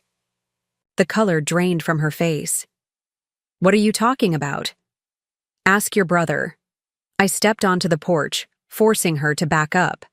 "Now, if you'll excuse me." "Mom, wait." But I was already walking down the steps to my car, ignoring her calls behind me. There had been a time when Becky's distress would have stopped me in my tracks, when her slightest discomfort would have been my highest priority to address. That time was past. As I drove to Robert's office, my phone buzzed repeatedly with texts from both Becky and Michael. I ignored them all. Whatever damage control they were attempting would have to wait. For the first time in decades, my needs came first. Robert was waiting in the lobby when I arrived, his expression serious but reassuring. "This way, Ellie. Patricia is joining us." In the conference room, I laid out the folder of medical records on the polished table. Raymond Peters. Discovered this yesterday. There was unauthorized access to my medical records using Dr. Brennan's credentials, Michael's doctor. My discharge medications were altered after this access. Patricia and Robert exchanged alarmed glances as they reviewed the highlighted sections. "The timing corresponds with Michael's push for guardianship," Patricia noted, flipping through the pages.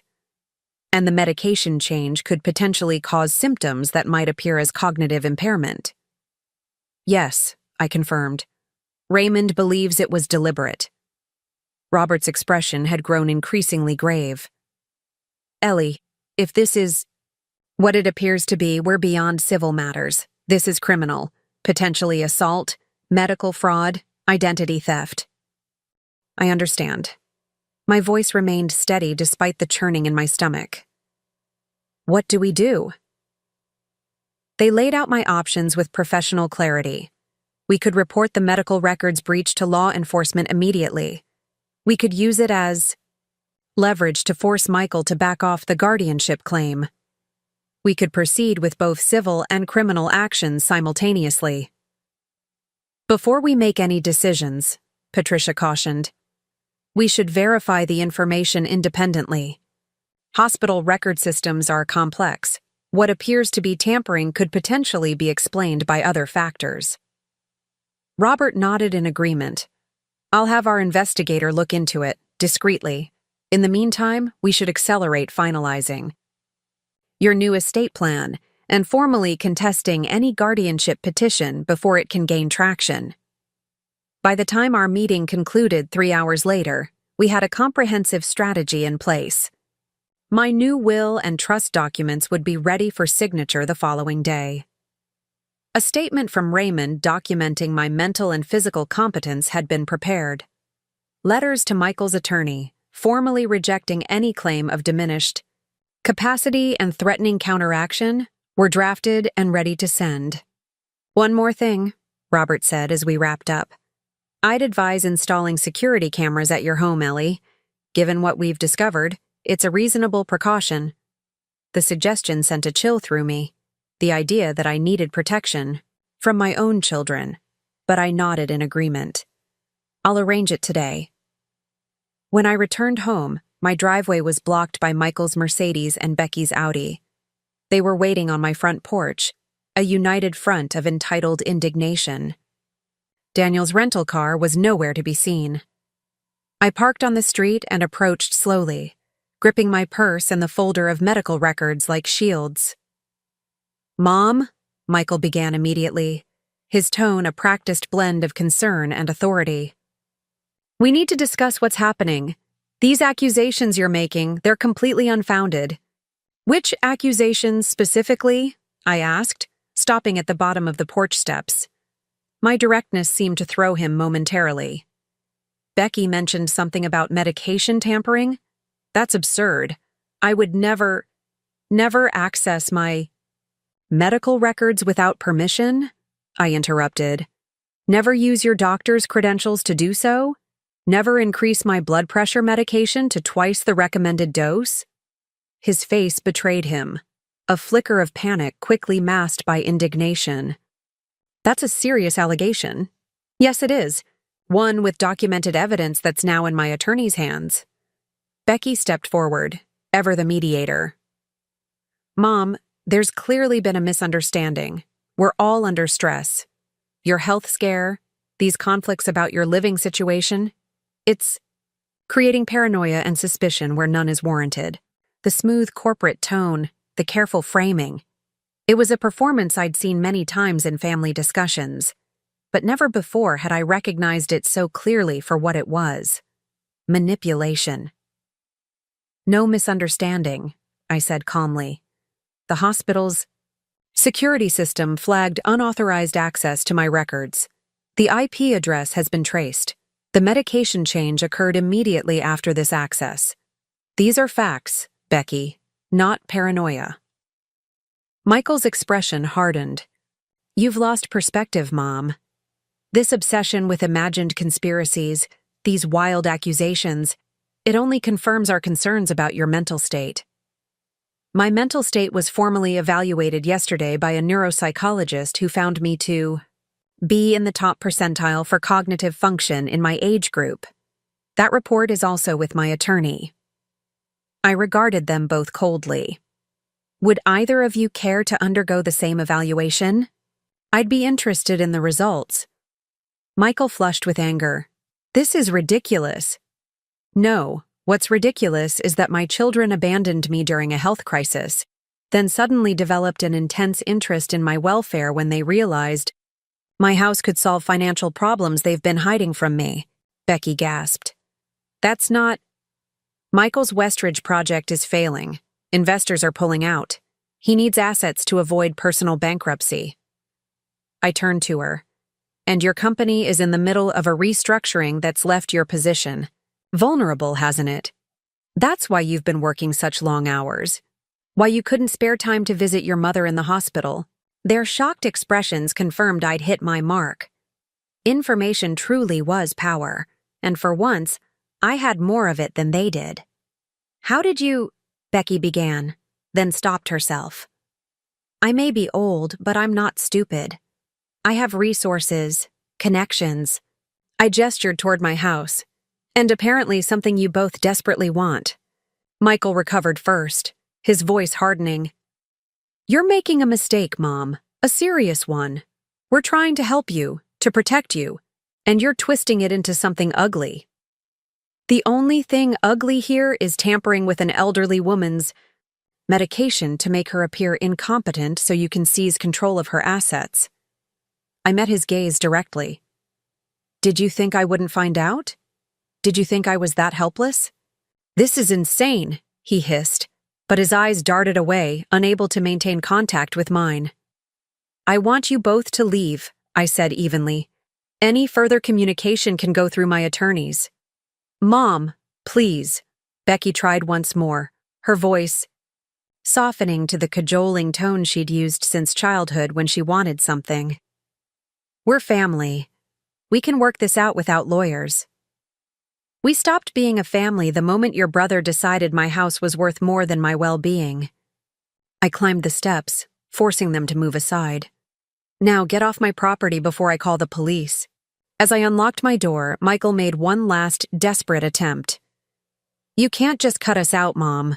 We're your children, your heirs. I turned to face them one final time. No, Michael. You're adults who made choices, and now you'll live with the consequences of those choices. I stepped inside and closed the door firmly behind me.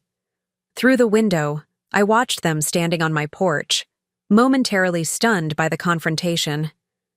Then Michael's face contorted with rage. He raised his hand as if to pound on the door, but Becky caught his arm, whispering urgently. After a tense moment, they retreated to their cars and drove away. I sank onto the bench in my entryway, my legs suddenly unsteady. The confrontation had taken more out of me than I wanted to admit. But beneath the exhaustion was something else, a fierce, clarifying pride. I had stood my ground. I had spoken truth to the children who had taken my silence for weakness all these years. The doorbell rang again, startling me from my thoughts. Through the peephole, I saw Daniel standing on the porch, looking concerned. Mom, are you okay? He called through the door. I just saw Michael and Becky tearing out of here. I opened the door cautiously. Did they send you? No, he said, looking confused. I was coming by to see if you still wanted to get lunch. We had talked about it yesterday, remember? The simple, normal request, lunch with my son, struck me as surreally incongruous after the morning's events. I laughed, though the sound held little humor. Mom? Daniel's concern deepened. What happened? I gestured for him to come in, then told him about the medical records tampering, about my meeting with the attorneys, about the confrontation with Michael and Becky. Daniel listened in shocked silence, his expression darkening as the full picture emerged. That's criminal, he said finally. Actually criminal, not just morally wrong. Yes, I agreed. That's exactly what my attorneys said. Are you going to press charges? I sighed, suddenly feeling every one of my 68 years. I don't know yet. Part of me wants Michael to face real consequences for what he's done. But another part still sees him as your son, Daniel finished quietly. Yes. Stupid, isn't it? After everything, I still remember holding him as a baby, teaching him to ride a bike, helping him with his college applications. I shook my head. Maternal love is remarkably persistent, even when it shouldn't be. Daniel reached out hesitantly, placing his hand over mine. It's not stupid, Mom. It's human. And it's what separates you from them, honestly. The observation struck me with surprising force. Yes, that was the difference. I still saw them as whole people, as my children despite their flaws. They had reduced me to an asset, an obstacle, a means to an end. You're right, I said softly. Thank you for that perspective. Daniel squeezed my hand. You don't have to decide anything today, about charges, about the will, about any of it. Give yourself time. His genuine concern, so different from the calculated performances of his siblings, touched something in me that had been frozen for too long. For the first time since James died, I felt the presence of family in the true sense of the word, someone who saw me as a person, not just a role or a resource. I think I'd like that lunch now, I said, managing a small smile. I could use a change of scenery. Over sandwiches at a small cafe downtown, Daniel told me more about his life, his sailing adventures, his tech companies, his volunteer work teaching coding to disadvantaged youth. It was the kind of conversation we should have been having for years, the natural exchange of a mother and son catching up on each other's lives. "I've been thinking about moving back to this area," he said as we finished our meal. "I've been too untethered for too long." "Because of what's happening with me?" I asked, not wanting his decision to be based on crisis or obligation. "Partly," he admitted, "but mostly because this whole situation has made me realize what I've been missing. Community, roots, meaningful connections." I nodded, understanding. Daniel had always been the searcher in the family, looking for purpose beyond career success or material acquisition. In that way, he was most like James. "This town could use more good people," I said simply. We parted with plans to meet again the following day. As I drove home, I felt a curious lightness despite the morning's confrontations. Something had shifted, not just in my relationships with my children, but in my relationship with myself. I was no longer the accommodating mother, the background character in my own life. I had reclaimed my voice, my agency, my right to determine my own path. At home, I found Rita from next door waiting on my porch with a small group of neighbors. "Surprise garden committee meeting," she announced cheerfully. "Stan has some ideas for extending your irrigation system, and Diane brought catalogs for fall bulb planting." I blinked back unexpected tears. This improvised community, neighbors who had become friends, a doctor who had become an ally, an attorney who had become a fierce advocate, had changed everything for me.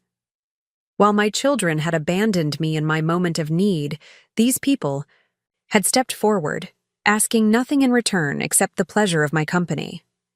"Come in," I said warmly. "I'll make iced tea." As we gathered around my kitchen table, poring over garden catalogs and debating the merits of various bulb combinations, the simple normalcy of it was a balm to my spirit. Life would go on. My garden would bloom again next spring, with or without my children's participation. The next day, I signed my new estate planning documents in Robert's office. The provisions were firm, but fair. Michael would receive a modest cash bequest, nothing more. Becky's share was slightly larger, but structured as a charitable remainder, trust that would ultimately benefit the hospital's cardiac care unit.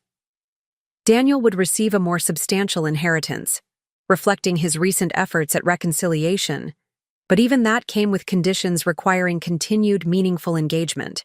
In my life, most of my estate would now benefit causes I believed in: scholarships for future teachers, support for the local botanical garden, funding for cardiac care and research.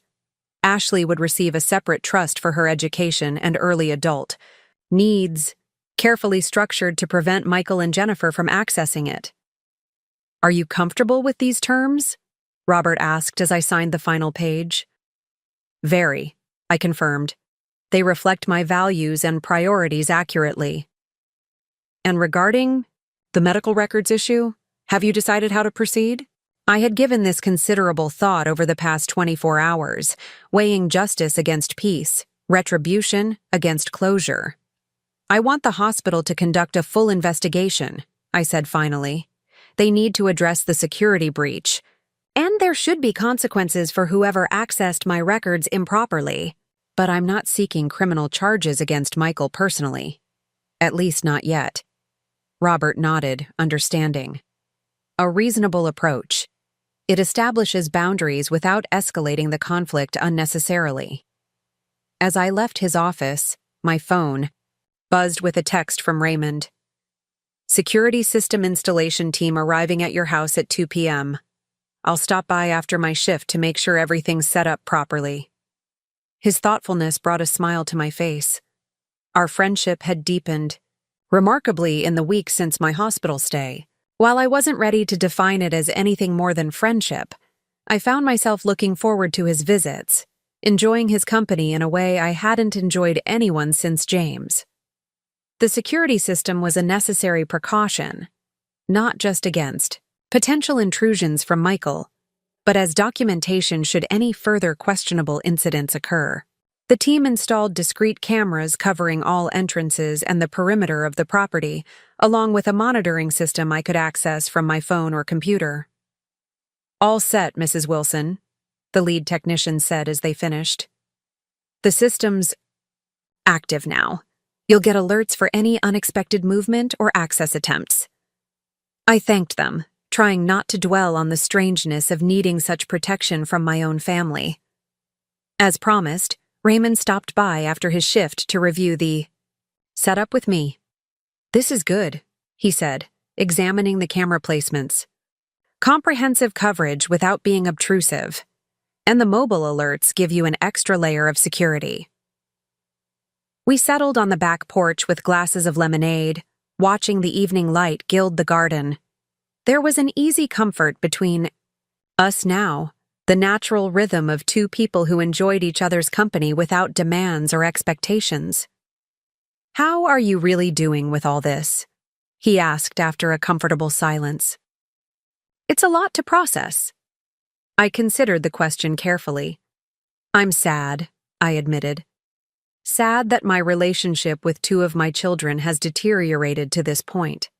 Sad that it took a health crisis and inheritance dispute for me to see clearly what had been happening for years." He nodded, understanding. "But I'm also, I don't know if relieved is the right word," I continued. "There's a clarity now that wasn't there before. I'm no longer making excuses for inexcusable behavior. I'm no longer diminishing my own needs and worth to accommodate their convenience." "That's not just clarity," Raymond observed. "That's strength." Perhaps he was right. The woman I had been before the heart attack, the one who made excuses for her children's neglect, who accepted crumbs of attention with pathetic gratitude, seemed like a stranger to me now. "My mother used to say that difficult times show us who people really are," I mused. I always thought she meant we discover the hidden strength in others during crises. Now I wonder if she meant we discover their true character, and our own. "Probably both," Raymond suggested. "Crisis strips away pretense. We act from our core selves, for better or worse." 3 days later, Daniel helped me host a garden party for my neighbors and new friends. We set up tables on the lawn, strung fairy lights through the trees, and prepared simple but elegant refreshments. Rita brought her famous lemon bars. Stan arrived with a wooden garden bench he'd crafted himself, a gift to replace the aging stone one where I often sat to read. Diane came with 3 new members of the book club in tow, eager to invite me to their next meeting. Raymond arrived last, looking slightly out of place in casual clothes rather than his usual scrubs, but his warm smile as he greeted me suggested he was happy to be included in this gathering of my unofficial support system. As twilight settled over the garden and conversation flowed around me, I found myself observing the scene with a sense of wonder. These people, some I'd known peripherally, for years, others who had entered my life only recently, had become more family to me than my own children. They checked on me without being asked. They offered help without expectation of inheritance. They valued my company for itself, not as an obligation or a means to an end. Daniel moved easily among them, his natural charm and genuine interest, making him welcome in this impromptu community. Watching him refill glasses and engage in animated conversation with Diane about her recent trip to Portugal, I felt a cautious hope. Perhaps one branch of my family tree could be salvaged, could grow in healthier directions. The party was winding down when my phone buzzed with a security alert. I checked the screen to see Michael's car pulling into my driveway, captured by the newly installed front camera. Daniel noticed my expression change. "What is it?"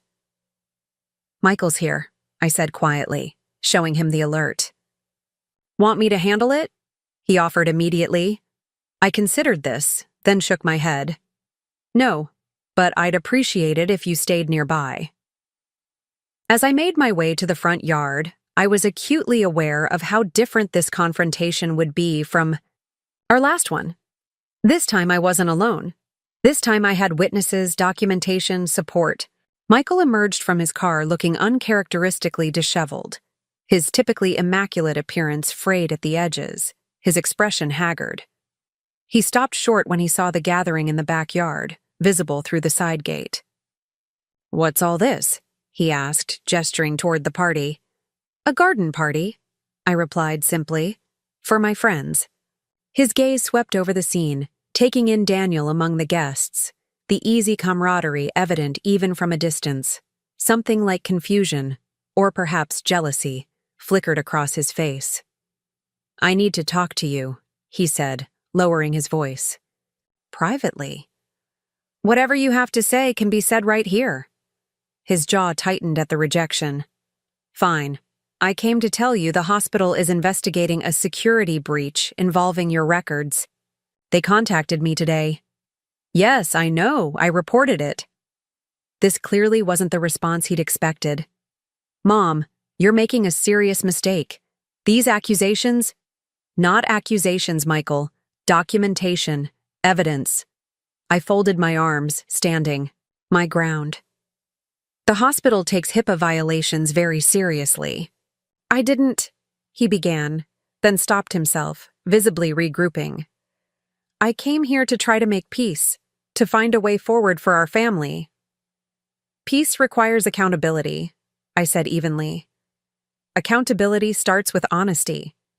For a moment, just a moment, I thought I saw a flicker of the son I remembered in his eyes, a hint of the child who had once understood right from wrong. Then it was gone, replaced by the calculating look I'd grown to recognize. "I'm trying to protect this family's legacy," he said, his tone hardening. "The house, the assets Dad worked so hard to build, they should stay in the family, not be squandered on strangers." That legacy was never just about property or money, Michael. It was about values, integrity, care for others. I shook my head sadly. "You've forgotten that part.